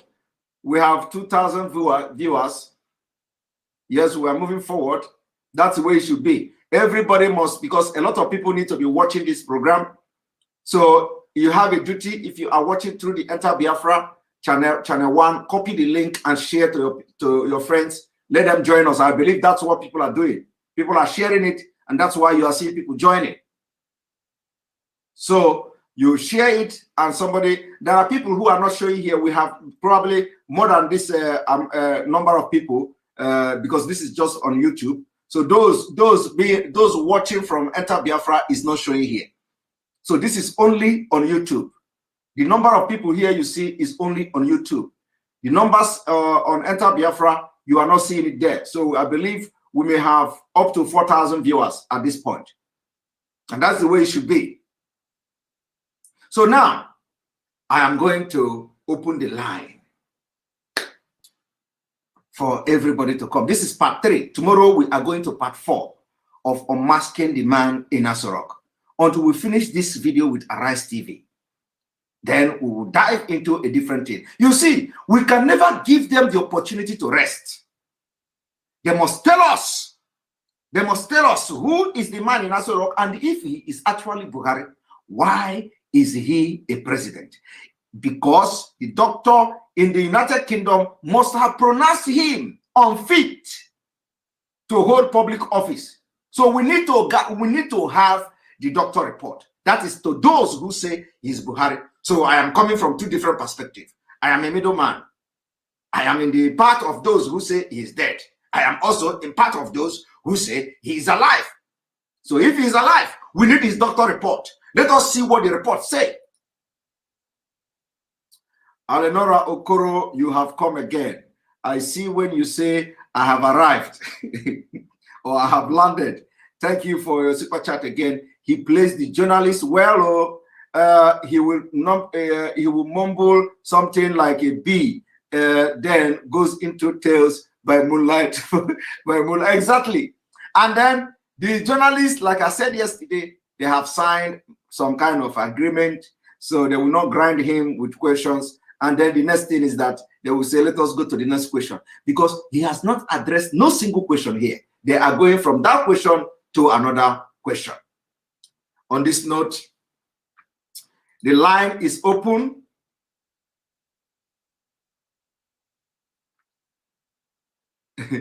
Mazi, which area do you think you know?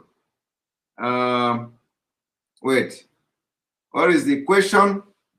Abali Dixon. Mazi Simon Ekpa, which area do you think he knows?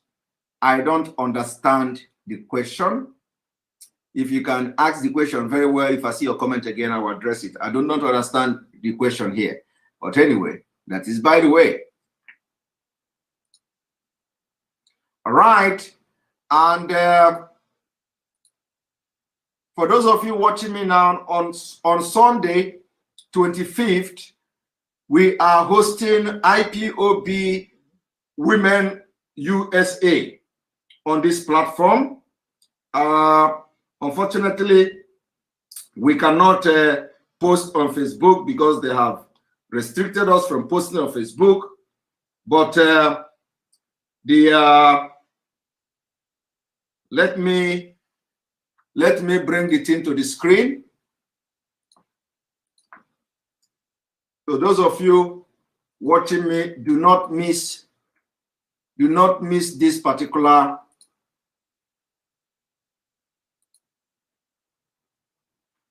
don't miss it. Very important. Don't miss it. Don't miss it. On the 25th day. On the 25th day. Don't miss it.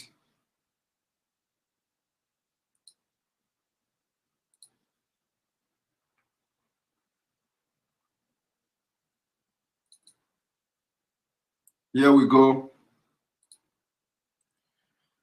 IPOB Women USA unequivocally condemn the abduction and extraordinary rendition of our great leader, MAZI NNAMDI KANU. MAZI NNAMDI KANU does not need a trial. He need nothing. He did nothing wrong. Release him now. Stay tuned for our forthcoming mega worldwide fundraising. The fundraising, mega worldwide fundraising. Join our program with MAZI Simon Ekpa on Sunday, 25th of July, 2021. Time, 2 p.m. to 4 p.m. East. And of course, Biafra is the most important. Biafra time, 7 p.m. to 9 p.m. Biafra time. Do not miss this program. Very, very important. You can copy it and share it to all platforms and let everybody know that we are hosting our mothers, our women on the 25th of this month, which is on Sunday. And in addition to that, fundraising is coming up. Mega fundraising is coming up.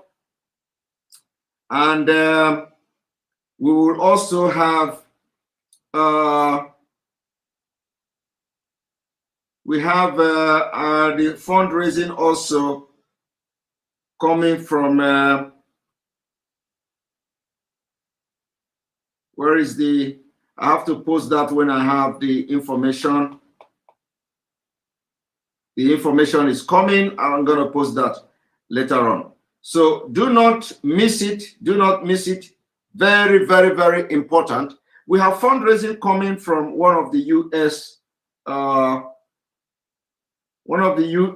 State. We have this fundraising coming. I think I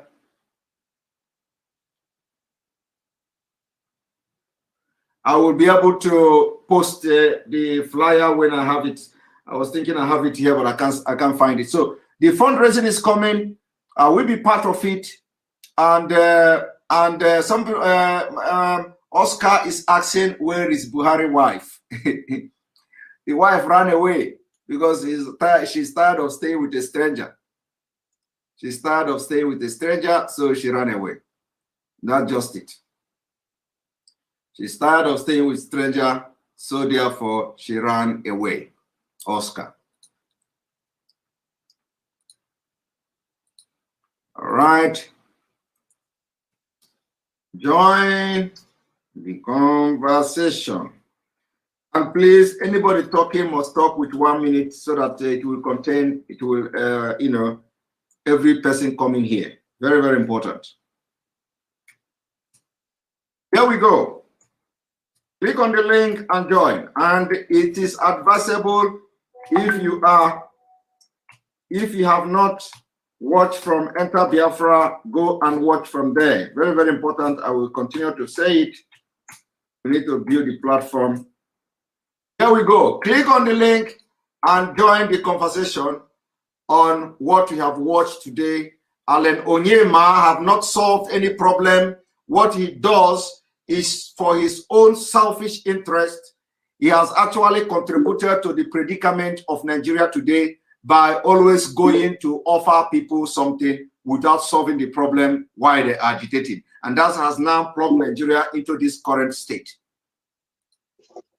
Lee, good evening and welcome to the program. Hey, Simon, good evening. How are you doing? I'm doing very, very fine. And you? I'm good. Simon, I want to chief little thing. Go ahead. First of all, I want to apologize to you. Please do not leave us. About what? What are you apologizing for? I see everything they write on the internet. They sack you from broadcasting from IBOB radio, a lot of things. Please, this is distraction. I'm begging you. Don't ever listen to them. If you want me to kneel down, I'm going to kneel down and beg you. My sister, please do not go where there is no problem. Okay? Please. Nobody will push me out of Biafra struggle. I am here. And I'm not ready to answer any question. I'm not ready to talk about anything. I know. Anybody who has questions should go to the people that are writing something, not me. Thank you. I know, because MAZI said they do not allow, because they're going to bring anything to make you unhappy so that you will leave this struggle. Please, I'm begging you. I told you are the one that gives us life. My sister, nobody will make me leave Biafra struggle until Biafra come. Okay, and again, I want you to look closer to Buhari's neck. Okay, yes. When he was talking, because I was observing his neck, it's like he wear mask and he has a hole here. You know, when somebody wear mask, you will see something like this at the back of his neck. That is why I was monitoring and seeing it. Buhari is dead. That man is talking. And when I look at his ear, like MAZI NNAMDI, because today I was paying attention on his face, his appearance, to know exactly what MAZI NNAMDI was saying. And everything MAZI NNAMDI was saying is true. I want to, when you zoom the picture, look at the ear. If he can go 2015, 2016, zoom the left, is it the right ear of Buhari? And this one now, you will see the difference. Then look at the neck. He has something on his neck that popped up here 2015, 2016, but now it's not more there anymore. So Buhari is dead. That is the thing. Buhari. Yeah? That is not Buhari. That is it. I'm telling you the truth. Yes. Today I observe everything, because you are showing the picture, I was monitoring everything, the ear and the neck. That neck, there's a hole in that neck. So what is that hole in that neck? Thank you. Thank you very much. Thank you very much. Like I said, we are coming from two different perspectives, or from two different contexts. One is that we are addressing those who believe he died, and we are also addressing those who say he did not die. So now you cannot run away from this one and still not. And if you run away from there, we are going to catch you from this side. So if he is not dead and is alive, now the question is somebody that cannot comprehend a question like this and cannot understand what is being asked. It means that the brain is dead. And also, for that reason, we demand from those who claim he's alive, we demand the medical or the doctor report that were given to him to know the status of the brain of the man, if they believe is Buhari. And this is something that every Nigerian should have access to demand whether the doctor actually, pronounced him unfit to hold public office. And when somebody is acting like this, it means that legally he is not supposed to hold any office. So they have to assign a legal guardian to make decision that concerns him personally. So that's the problem now. So if they claim that, oh, he's not dead, we are also asking them from the context of the fact that, okay, he's alive. Now let them address Nigerians and address the world on where is the doctor's report. Thank you. All right. MAZI Nwora, good evening and welcome to the program. Good evening, my brother. Can you hear my voice? Yes, I can hear your voice. 2011 ACAS. Thank you for the super chat. Welcome to the program.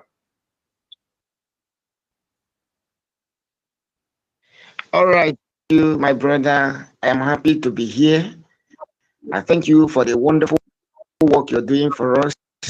I pray that Almighty Kabiyama will give you more strength, more energy to face the challenges that are coming from every angle.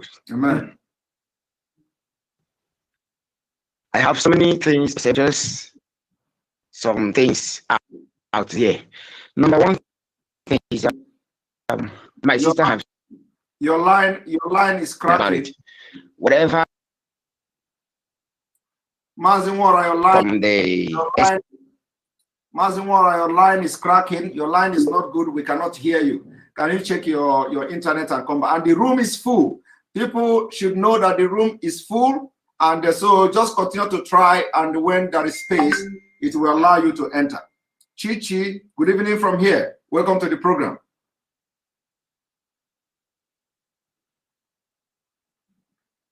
Chichi, welcome to the program. Chichi, welcome to the program. Chichi is not talking. Chichi is not talking. Uda Lord Jr., I remember yesterday you were supposed to talk. Good evening and welcome to the program. Yes. Yes. Hello, Mr. Simon. Can you hear me? Good evening from here. You go ahead. 1 minute, go ahead so that every other person can talk. Okay, please. I want to say something, but please do not. It may not. It doesn't require your response, but I have to say it. Oh, go ahead. And to my DOS, I want to send a message. You know, I believe there can be, because I've listened to what is going on and I understand everything that is going on. It is not actually a problem. But I believe there can be different contracts for different people. It doesn't mean that everybody has to sign the same thing. So I want everyone to reach a compromise, like we know how it's supposed to be. So there can be, I believe there can be different contracts for different people. There is something among that contract that is the bone of contention. That thing can be discussed. And on the side of you, Mr. Simon, your program is adding a different kind of tempo to the media.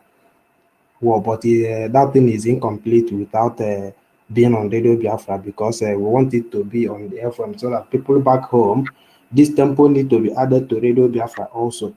And whatever you are doing it for the Biafran people. So I believe everybody should reach a compromise. There are things you have built your own media before you joined IPOB. I used to see you on Facebook. That then you weren't a member of IPOB. You understand? So you have your own. Maybe there is your something you are trying to protect or to save yourself. You know, you are a legal somebody. You know what you are doing. Maybe you cannot just sign anything you see. You understand? But that thing that is the bone of contention can be, discussed and everybody reach a compromise. So I'm begging everybody. We want to hear Simon Ekpa on Radio Biafra. That is my own point. This message is for the DOS, and I believe they are listening. So you people have to find a way to look into this contract of a thing. Simon, on the part, maybe there is a security issue there we are trying to protect for Radio Biafra. Yes, we can find a way to sign and then know what we can remove and what we can add. There can be different contract for different people. On the part of Boo Boo, the president, it is only an idiot who doesn't know. Sorry for using that word, because Bubu can be an illiterate, but he's not. He was never dumb as what we are seeing now. Everybody knows the man could stand before Al Jazeera and answer questions. I've watched one before. He wasn't as dumb, and Bubu doesn't laugh like this. This man just laughs. I've never seen Buhari laugh this this hard since since I know him. This one laughs like somebody on Coding. You understand? And Simon, one last thing. You raised an important topic that was, I think, 2 days ago about Nollywood. Our people never realized that Nollywood has done us more damage than good. Like even more damage than Fulani. More damage. Nollywood destroyed everything we know about Igbo people. I'm even tired of explaining to people that what they see in the movie, in those Nigerian movies, is not witchcraft. It's not witchcraft. That thing, people do not practice it like that. But I'm just tired of explaining to people. I'm tired of explaining. Nollywood actually did a lot of damage. Thank you very much, Simon. Thank you. Don't give up. Don't give up. We are here with you. And we want to hear you on. We want to hear you on Radio Biafra, please. Thank you very much. And please, the people that will be talking subsequently, I don't want anybody to bring issue that I did not discuss here. So I plead with every person that is on the waiting list now. I plead with everybody that is going to join, still waiting that the room is kicking out. If you join and you are watching me now, I plead with you and I appeal with you. I do not want anybody from now onward to discuss the issue that I did not bring and expose on this program. I want everybody to focus on what we have discussed here, which is discussing the unmasking the man in Aso Rock, which is explaining why Onyema should mind his business and he should not talk again, or if he's not supporting Biafra, because we will go into exposing him. And when we expose him, it will look very bad. So I appeal to you, don't talk about the issues that doesn't concern me and you, because I did not discuss those issues that some people have mentioned here. So the two first callers, I have listened to you, and I believe every other person have listened to them. So I appeal to you so that I will not be very rude. Some people say that I am very, very rude and very, very arrogant and all that. That Simon Ekpa is very rude, very arrogant and all that. So, but I know myself, I am not rude, and I know I'm not arrogant. But so please, I appeal, don't talk about it. Let us focus on our discussion about Nigeria, please. Okay. Thank you very much for your understanding. All right, Francis Onyemwe, good evening and welcome to the program.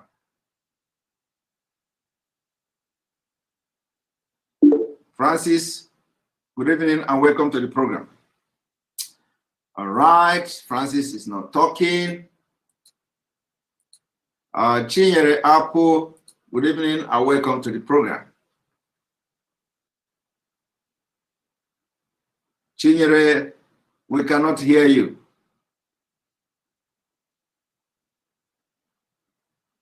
Chinyere, we cannot hear you. Chinyere, we cannot hear you. I will not kick you out. Chinyere, we cannot hear you. You have been having issue with your mic or something. Can you check your setting?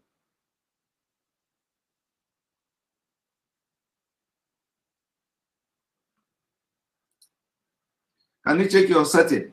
Simon, are you Igbo or Calabar? Sorry, you are running away. Continue to run. Or Makati. Just continue to run and never stop. Just run, they go. I am a Biafran. I don't know what is Calabar and Igbo. My own is that I'm a Biafran, okay? But as you are running slow, continue to run. Thank you. All right, Chinyere, we cannot hear you. Can you check your setting?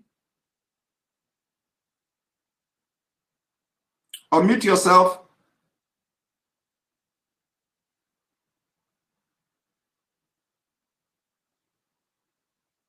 Unmute yourself.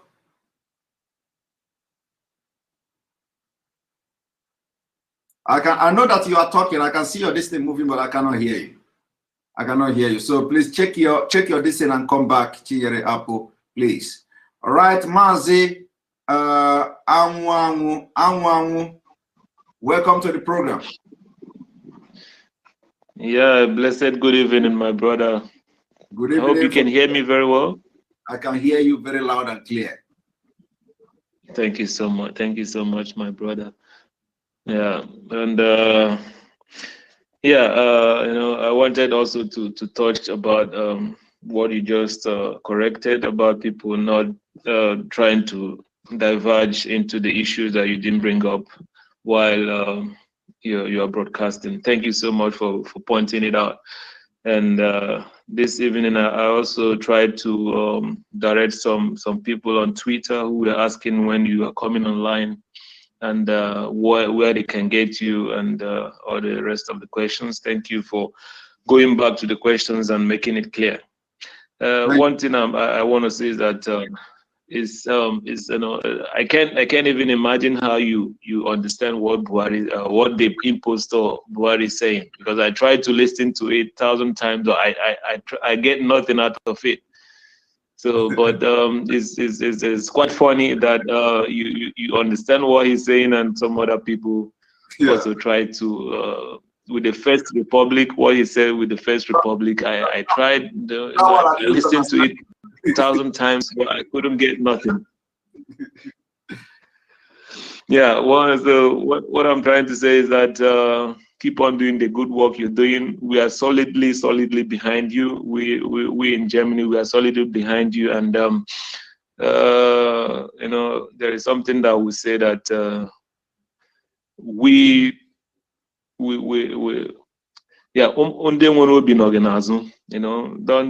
don't even shake. We are here for you, and we are ready to stick our head where it hurts to make sure that you keep the fire burning. Whenever you're coming to Germany or whenever you want to visit here, try to let us know, because we're not trying to come out to show people that we're here, but we'll stick our head where it hurts. So we're not going to let anything happen to anybody that is fighting for us. Once you come into Deutschland, once you come into Germany, we are here to protect all of you who are giving in to make sure that Biafra stands up. Thank you. Thank you. Know that we are solidly behind you. We are not showing our faces, we are not showing our names, but we are watching and we are monitoring every move, and we are ready to give everything for this struggle to make sure that you people are protected. Thank you very much. I appreciate it. Thank you. You're blessed. You're blessed. And also our rally is also going on Saturday in Düsseldorf. Okay. So in case people who flyer also, so I can. But unfortunately, my Facebook is blocked, so restricted, so I can only showcase it on this on the live broadcast. So not on posting it anywhere. Okay. All right. No problem. All right, MAZI, Good evening and good morning. Welcome to the program. Yeah, Samuel, good evening. Good evening and welcome to the program. Yeah, I wanted to chip in something, but you said that whatever we are going to say, if it's not attending to what you discussed this night, that I should leave it. Yes. And I've been looking for a way to call you and ask you.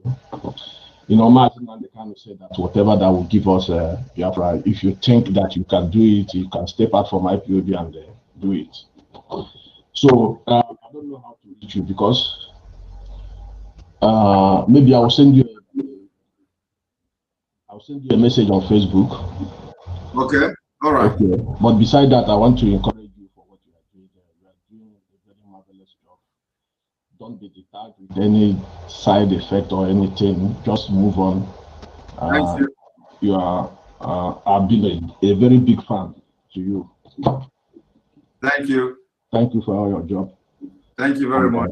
Yeah. Good night. I will send you a message. All right. All right. Yeah. Thank you. Okay. Right. We are bringing you Kingsley Basil. Kingsley Basil. Good evening from and good morning from here. Kingsley Basil. Welcome to the program. Good evening.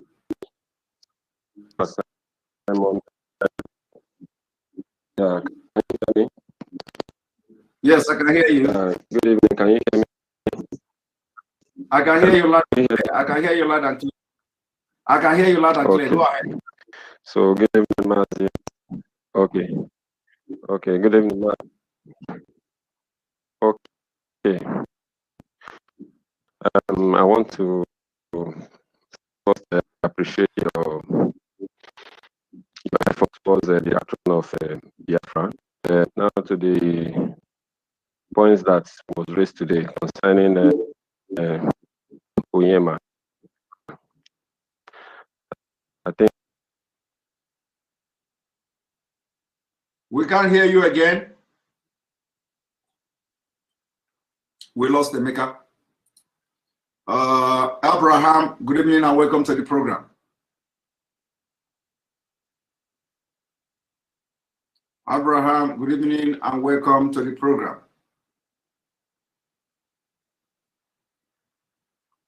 Abraham is not talking. I'm going to bring you Chioma. Chioma, good evening from here and welcome to the program. Good evening, Master Simon. Good evening and welcome to the program. Thank you. Am I clear today? You are not clear at all. Your voice is still jumping and cracking. Oh, that's a problem. Okay, just let me look at what the problem is. I'll get back to you. All right, thank you. All right, for those asking for the link, the link is coming. Link is here again.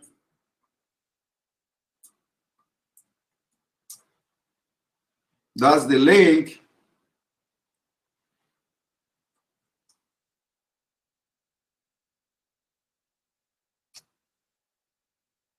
Right. MAZI Nwora. Good evening and welcome to the program. MAZI Nwora, good evening and welcome to the program.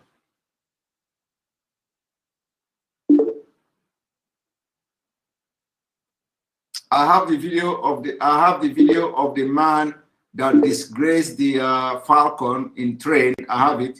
Today I'm going to use it for a program when it comes. So yes, I have the video.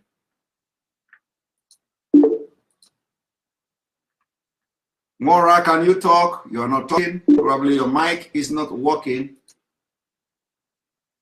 Right. So Mwada Uchechi, good evening. Welcome to the program. Good evening. Hello. Hello. Hi, MAZI Simon. Thank you today for bringing me in. You're welcome. You're welcome. Go ahead. Thank you. So today, I just want to say thank you for the I think it was 3 days ago, he made that program about Nollywood. So I'm so happy that you did that program because, to be honest, Nollywood has done so much more evil than good for us, especially Igbo people, to be honest. Because if you look at Peter Doche, you talked about Peter Doche. He started his career acting rituals. Now his son from nowhere decided to follow that footstep, rituals. So Paula from like education to actually destruction. Now the next person I was Zubi Michael or Wale Zendara acting armed robbery. It's like there is nothing else they have to offer. It's no more educating people, but destroying. The new trend now is the prostitution and bleaching cream. And I don't know how to say it. It has totally become a negative avenue for young people, especially in Biafra land. And then Onyema. I remember one of his videos I watched. He was saying, "Oh, there is one Nigeria. There is Igbo America. There is Yoruba America. There is Hausa America. There is Fulani America." I can't even remember Motira Hausa self because I hate Fulani America. I can't remember Motira Hausa there. But this is to show you how stupid these people are. I'm so happy that they are now visiting him, and this is just the beginning. This is just the beginning. Oh, they think after killing their people at home, these people will leave them. Oh, I'm sorry for all of them. Thank you so much, and I love how you do your program. As things are happening, you're breaking it down for us. I am so proud of you. Thank you so much, Simon. Thank you very much. I appreciate that. Can you hear me? Oh, you're on board. I stay here with madam. All right. Thank you very much. Oh, MAZI, the other time. So. Yes, thank you very much. Thank you. We are here in California, United States. All right. Thank you very much. All right. My regard to your family. All right. Thank you. Bye. Bye. Right. Kingsley Basil, is your gadget now functional? Can we hear you? Yes, it is. Okay, can you hear me now? I can hear you loud and clear. Go ahead. First, I want to talk about Onyema. With his recent, I use the word utterance now. It goes to tell you that most of us human beings, we seem to be very, very serious to solving problems when it concerns us personally. Yes. Because now he's now going to the root now to tackle his own problems. Exactly. Because this is his own problem. Now, when he tackled the problem of the Niger Delta, we all knew how he addressed it. The same with the Southeast problem, we also knew how he addressed it. So he thought he for his own is just to silence the agitators who were trying to represent the interest of the entire people. Yes. That was his own way of tackling that, because he also wants to protect his own interest going forward. So he didn't see he knew the real thing to do, but for his business to continue to flourish, he feel that this is the better way to do that. Now it has come to his own problem. Now he can imagine for somebody to stay up to 6 months for his plane not to fly. It goes to tell you that he really wants to solve his problem. He did not care the money he is losing on these 6 months that he has not flown the aircraft that that is on ground. He didn't care, but what he was after now, or what is after, is to solve that problem. Let him solve it.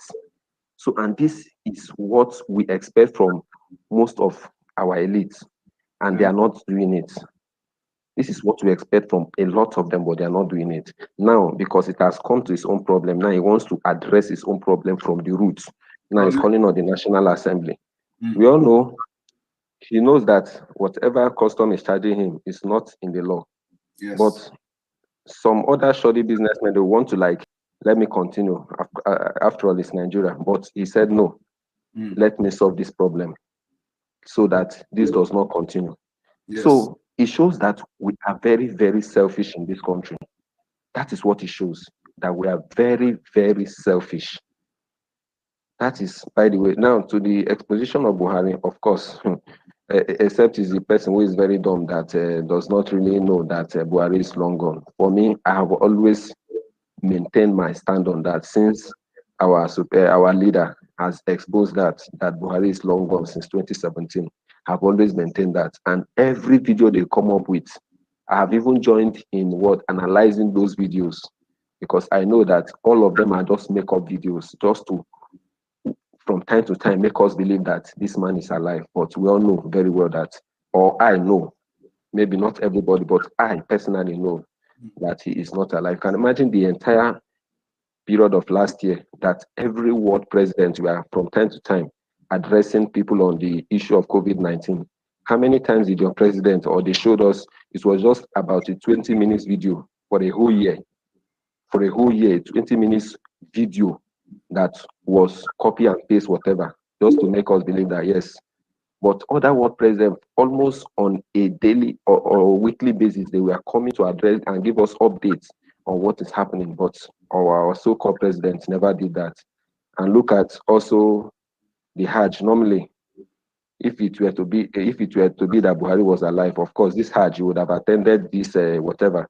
He would have been in Saudi Arabia, at least to mark whatever celebration that they're having now. But of course, he cannot be there because he's also afraid, so that more exposition does not also hold him up there and things like. So these are some of those things that we also prove to us that this man is not Buhari. Now, also, if the wife has long gone to Dubai to continue to enjoy her life. Now, the question is, if that was her husband, or this is the husband that we call Buhari, or this is her husband that we call, of course, there's no way this woman would have abandoned her here without just saying anything. So these are many, many proofs to let Nigerians know that the man in Asurok that they tell us that is Buhari is not Buhari. So thank you for your work, and we'll continue to let those in Asurok know that we, even if any other Nigeria or every other Nigerians does not know, but we mostly in the Southeast, we all know the game they are playing, and we all know that this person in Asurok is not Buhari. Thank you for your effort, and we'll continue to pray for you, and we'll also continue to pray for our leader and all persons who want freedom for themselves. We'll continue to pray for them. So thank you. And long live our supreme leader as well. Thank you. Amen. Thank you very much. Right. Ada is not very good at technology. I didn't read your message. All right, Ada, good evening and welcome to the program. Ada, can you check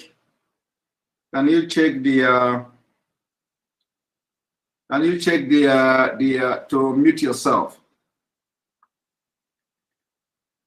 Can you check and unmute yourself?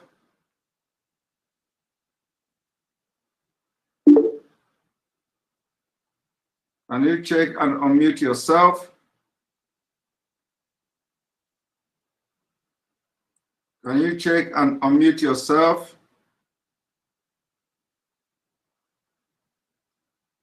Can you check and unmute yourself? Right. Ada is not talking. Akwaite Ekaite Ete Kamba. Good evening and welcome to the program. Hello, good evening, good afternoon, and good morning, anywhere you are. Good afternoon and good morning. Please, you cannot be lying down and talking to us now. You are addressing the nation. Thank you. All right, go ahead. Can you hear me? I can hear you loud and clear. Okay. The last caller made mention of Buhari's wife. Yes. And we all know, as a man, that we are, even as poor as most of us are, a man cannot be in authority, even in the village, and the world runs rampant. Talk less of the president of Nigeria. Even the woman does not want to be in that relationship, or she's not pleased with the relationship. She does not have the power to leave even Abuja. But here we have a president that is said is alive, but the wife is in Dubai, in another man's land. Even in Dubai, the daughter of one of the leaders tend to escape because of mistrust or abused, according to her. The father imposed her power using the FBI to pick her up. And it's on fact on record. So they can fool us, as the songwriter said. Fool me once, shame on you. Fool me twice, shame on me.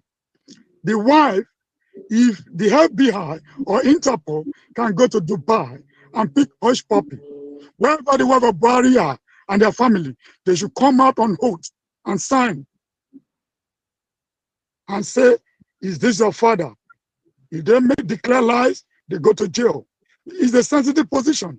The job of a president is a job. Very sensitive. It's not what you toy with. Yes or no, simple.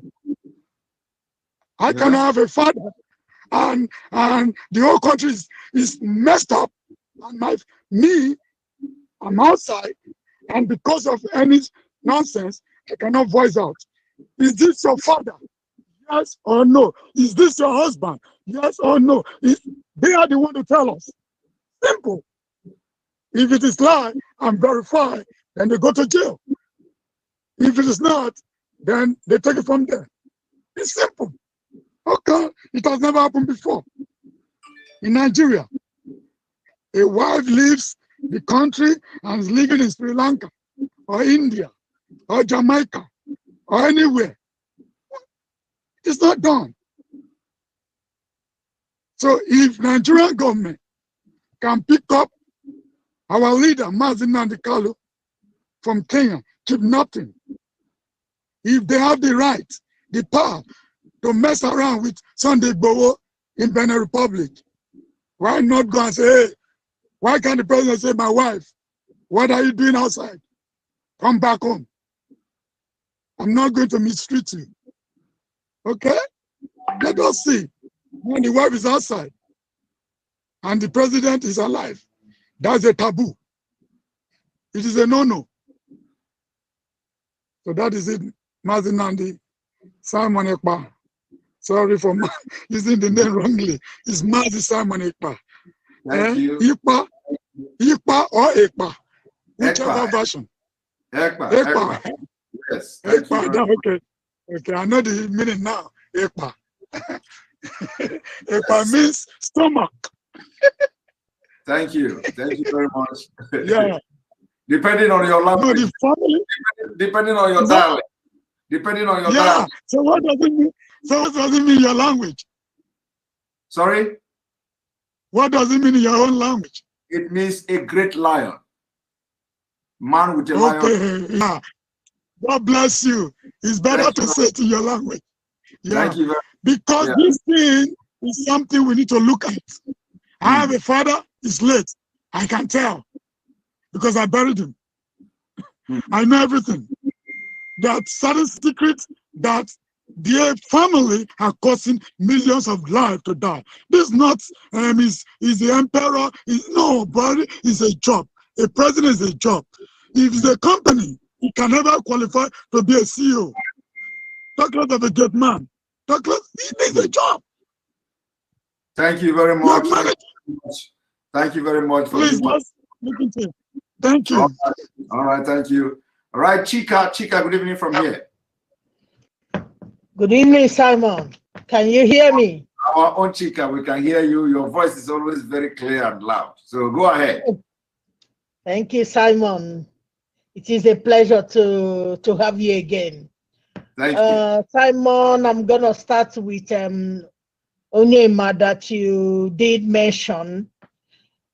Onyema thinks after selling his people, he thinks Nigeria government is going to allow him to enjoy the money that he uses, that he collected by selling his people. Exactly. He doesn't know what happened to the Hausas. The Hausas accepted the Fulanis to coming into their land. And eventually they tell them, listen, receive our religion, receive Islamic. They receive Islamic. Some of them receive Islamic. Eventually, what do you think the Fulanis want now? Wipe the Hausas off and collect their lands. The same thing is going to happen to all those saboteurs. Exactly. All those people that have sold their people, the same thing that will be happening to them one by one. Now he is going to the Senate, to the National Assembly, to talk to them. He has to bribe them even before they can listen to him. So all the money that he has made through all the rubbish he did, now he's crying out. Who is going to listen to him? He thinks Nigerians or he thinks Biafrans are going to listen to all those shit that he's talking about. His plane, you know, is like when you park a car in a place and you are not warming it because the necessary, you don't have the engine or the necessary equipment to warm it. You know, the more you pack it one place, the more it's going to start rotting. So the same thing is going to be happening to his plane that he has parked on the ground. And in case of Buhari's case, with what do you call it, with Obasanjo, I'm surprised the way Obasanjo thinks that he's educated. I'm surprised up to all the things that we've been hearing, because I remember when Buhari was asked about who is Buhari, he started thanking the teachers that taught him in school when he was in primary school. You know, you look at it, you say, shame on all Nigerians who says they are PhD holders, they are senators, they are this, to have somebody like Buhari, you know, to be leading them. They ask him one question, he's using rubbish to answer it, and they are all sitting down there, even the journalists. They are all sitting down there laughing like idiots.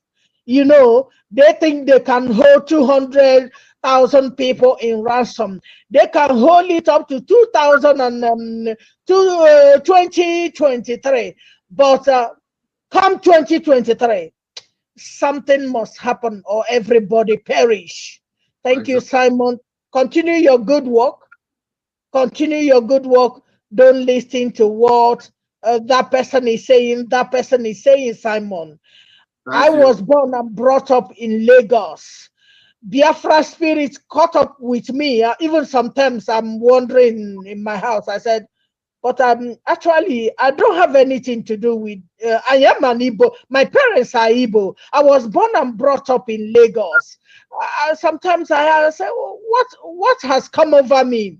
You know, I came to Europe and we are living comfortably, like you say, like you are living comfortably. But the spirit of Biafra is what is has caught up upon us, and we are doing all our best to make sure that Biafra will come, and we will tell them, listen, now handle your country. We are comfortable in every land we find ourselves. Some of us find ourselves in Britain. Some of us find ourselves we establish ourselves.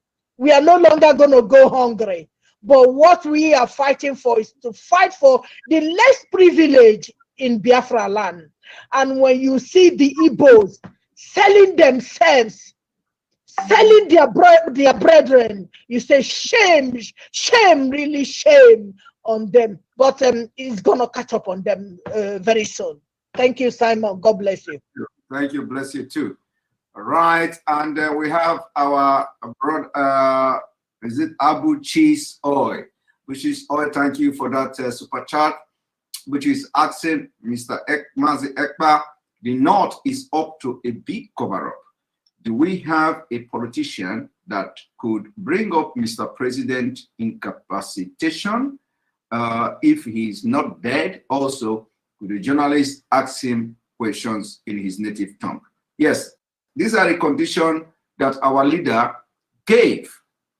These are conditions that our leader gave that if he can talk in his own local dialect and prove he's going to abandon Biafra. And he is Nigerian now. We're expecting them to do that. Chinyi Apple here, Apple. Good evening. I think you are. Are you here? Hello, Simon. Yes. Good evening. Hello, good evening, Yeah. Simon. Can you hear I can hear you loud and clear. Yes. Okay. First of all, I appreciate you for what you're doing, your time, your effort. I mean, you are so amazing. You called for this job. You called for this duty. Man, do not listen to no one. We're so proud of you. Okay? Thank you. Thank you. Your type is so rare.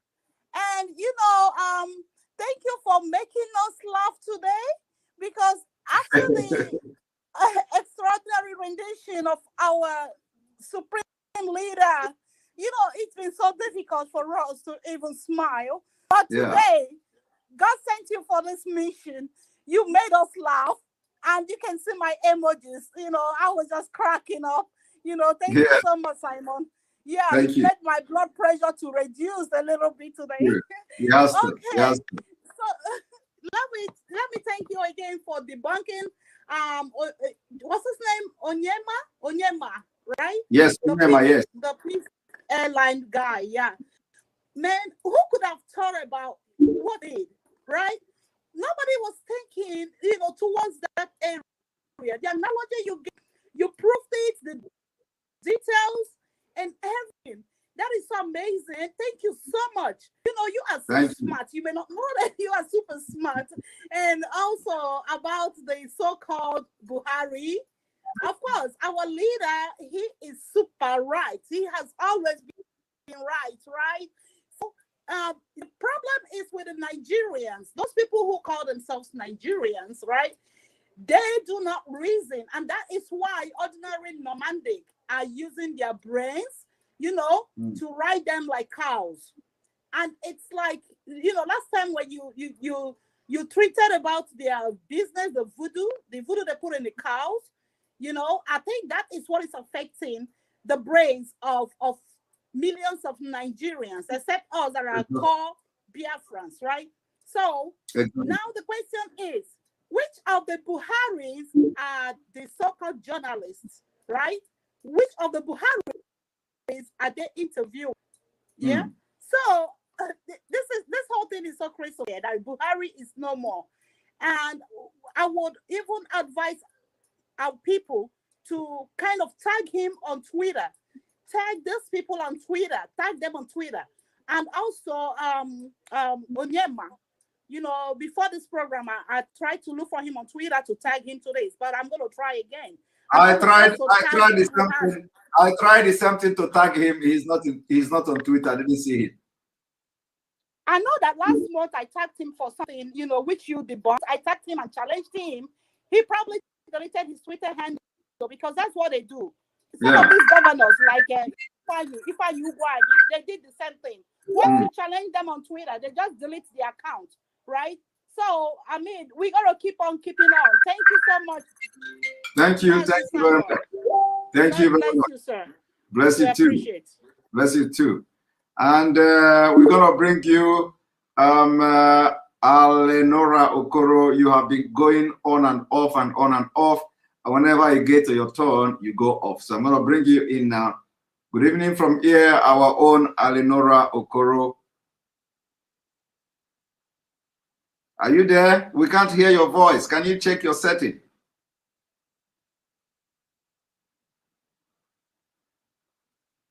Can you check your setting? Unmute yourself. Our own Alenora Okoro, can you check your setting?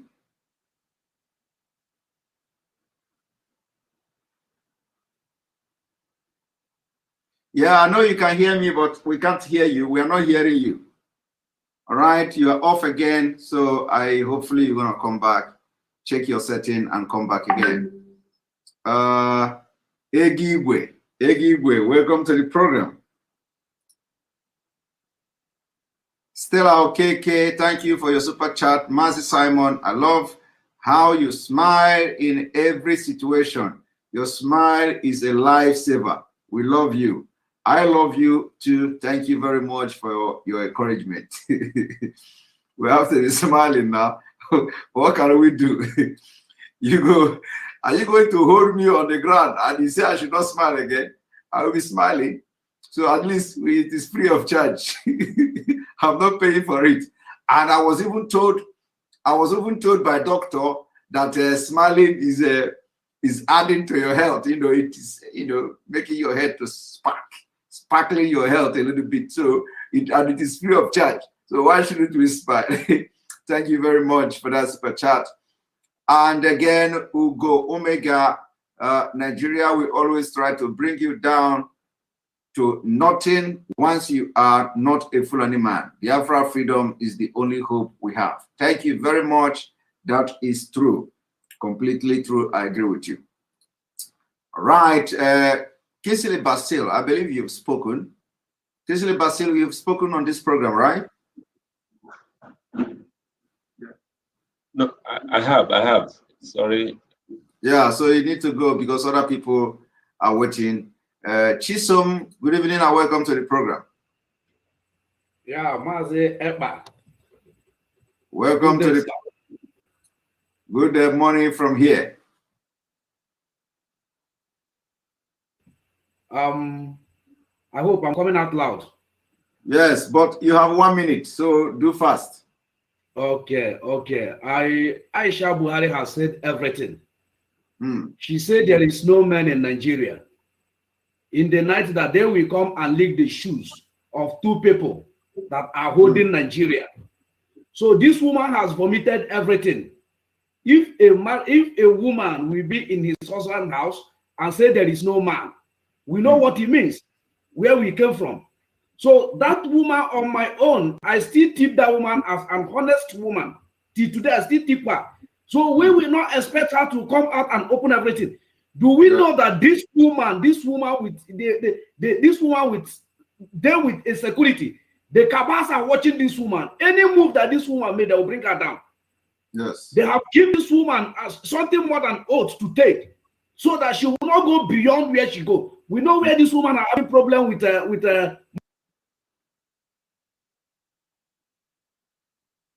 when they shoot gun in Asorok, they seize her aid. First Lady aid, they seize her aid. She were crying, telling the IG to release her aid for her. If her husband is alive, will you resist her from her security? No, you cannot resist her because you cannot slap my wife in my presence. That is what it means.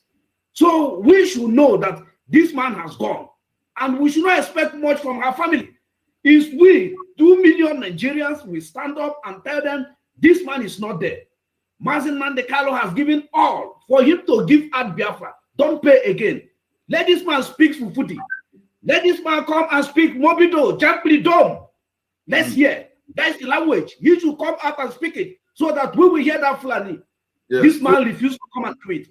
Like Mohammed are telling us the height of Buhari, that when Buhari is coming, his height, he's not wearing high heel again. Buhari has never wear high heel because of his height.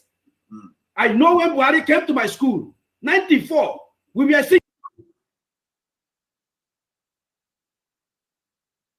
He's taller than Bukola Saraki. But today, Bukola Saraki is taller than Buhari. What are they telling us? What are they telling us?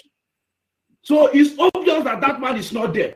Coming in Allen Onyema, I want Allen Onyema to go and check care on by the way that use the airport, build it in Kaduna. After building his house, he called Castro. He invites Shagari to come to that house. When Shagari comes, Shagari tell him, you will not go to heaven or hellfire with this thing. This is end in this earth. Allen Onyema, go and check Cabo Airline. Where is Cabo Airline? Go and check Chanchangi Airline. Go and check Ibori Airline. They are no more again. They are no more again. Do you understand? You check those one of Ibori in those days, monkey are sleeping inside today. Where's Nigerian Airways? So you people want to be on top to make other people to worship you. We cannot worship you. Our eyes are open. Exactly. Thank you very much. very good for our leader. When they hold you at money laundering and you have never spoken anything good about our leader, we are watching you. We know how to promote your business and we know how to bring your business down. How many of the caliphate are traveling?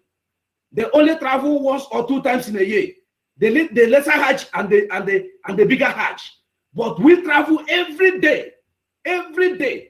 Each family has an importer that travel. People are doing cargo day and night. So we will make sure that you cry like the way we are crying today. God bless you, Mr. Simon Ekpa. Thank you very much. Thank you very much. Thank you. Right. And we continue. Sunbest, good evening and welcome to the program. Maureen Nanosi, thank you for super chat, for supporting this page. We appreciate you. Open Mind, thank you for your super chat for supporting this page. South plays by the rules, but not make up their own rules. South emancipation need to follow different routes, can't dialogue with uncivilized person. This is completely true. I agree with you. It is not by dialoguing with people that are nomadic completely. You can't get anything with that. Sunbest, welcome to the program. Are you there? Sunbest is not talking. Is not talking. Paul Abang. Yeah. Welcome to the program. Yeah, Mr. Simon. Good evening, sir. Good evening from here and good morning from you. Yeah, I'm so excited. You know, based on your exposition today, as for me, Buhari is dead and everybody knows that. But it's just that it's quite unfortunate they fully in the south. They're so illiterate. They are wise. They say they are allies. Sometimes when you begin to call them allies, I'll be like, who make these people allies? Because they are not reasoning like allies.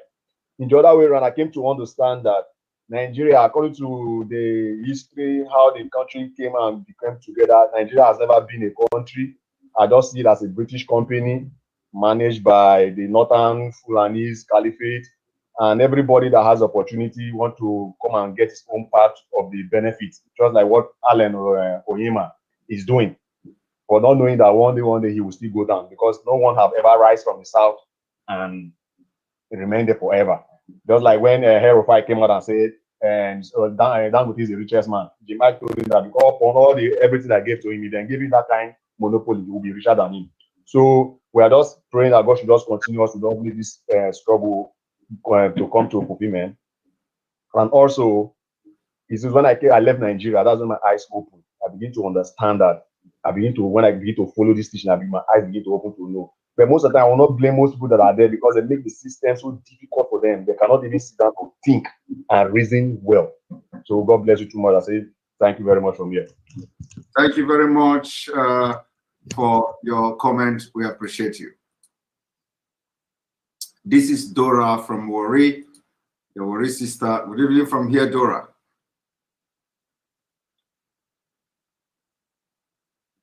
Dora is not talking. Dora is not talking. Prince Chustabo, good evening from here. Can you hear me? Good evening. I can hear you loud and clear. Welcome to the program. Okay, my brother Simon, I want to use this opportunity to thank you for the good work that you have been doing for all the entire Biafra. Thank you. At the same time, please keep it up. Do not listen to trying to bring problem between us, we Biafrans. Do not listen whether somebody criticizing you that you are going to broadcast in Radio Biafra. Do not listen to them. Those are agents of devils. People are using them to bring problem, disunity in ourselves. Do you understand me? And at the same time, I want to announce to all the Biafrans, please, we are going to have this from Friday, fasting and prayer against on 26th, being on Monday. Please, if you can do fasting 6 to 12, 6 to 1, 6 to 6, anyone you can do dry fasting. Please, as we are doing it, be putting our leaders into prayer. Please, we need his freedom. Please, everybody, starting from Friday, 6 o'clock in the 6 a.m. to 6 p.m. in the evening. Please, everybody should take note. Let us have 3 days fasting from Friday to Sunday. That's what I want to say for now. My brother Simon, keep it up. Thank you very much. Thank you very much. Yeah. Thank you. And then this old Tom say it's unfair to stop MAZI NNAMDI KANU Igbo why armed headers are not checked. Autumn. Abuchi Oi, good evening and welcome to the program.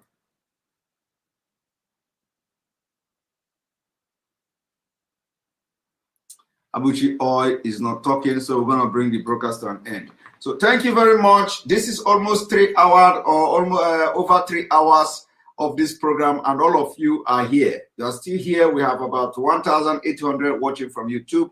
You are all here. Thank you for watching and staying. Share this video. It is long, but you can still share it for people to watch it and tag Allen Onyema. Tell Allen Onyema the first 1 hour we invested that 1 hour on him. He should receive sense, and any day he goes against us, we are going to expose him to the world in a different way. Thank you for being part of this program. Always remember, share this program, invite your friend from Enter Biafra channel, from Enter Biafra channel 1, share it, and we will continue. We will continue to do the wonderful thing we know how to do best. May God bless Biafra. May God bless Oduduwa. May God bless Middle Belt. May God bless Arewa, if Arewa will accept my prayer. May God bless you, ESN. May God bless MAZI NNAMDI KANU. May God bless IPOB worldwide. May God bless Sunday Igbo and all Yoruba and Oduduwa agitators. May God bless you watching me. See you tomorrow. Tomorrow is another day. We are going to continue the part 4 in unmaxing the man in Asorok. Thank you very much and remain blessed. Good night.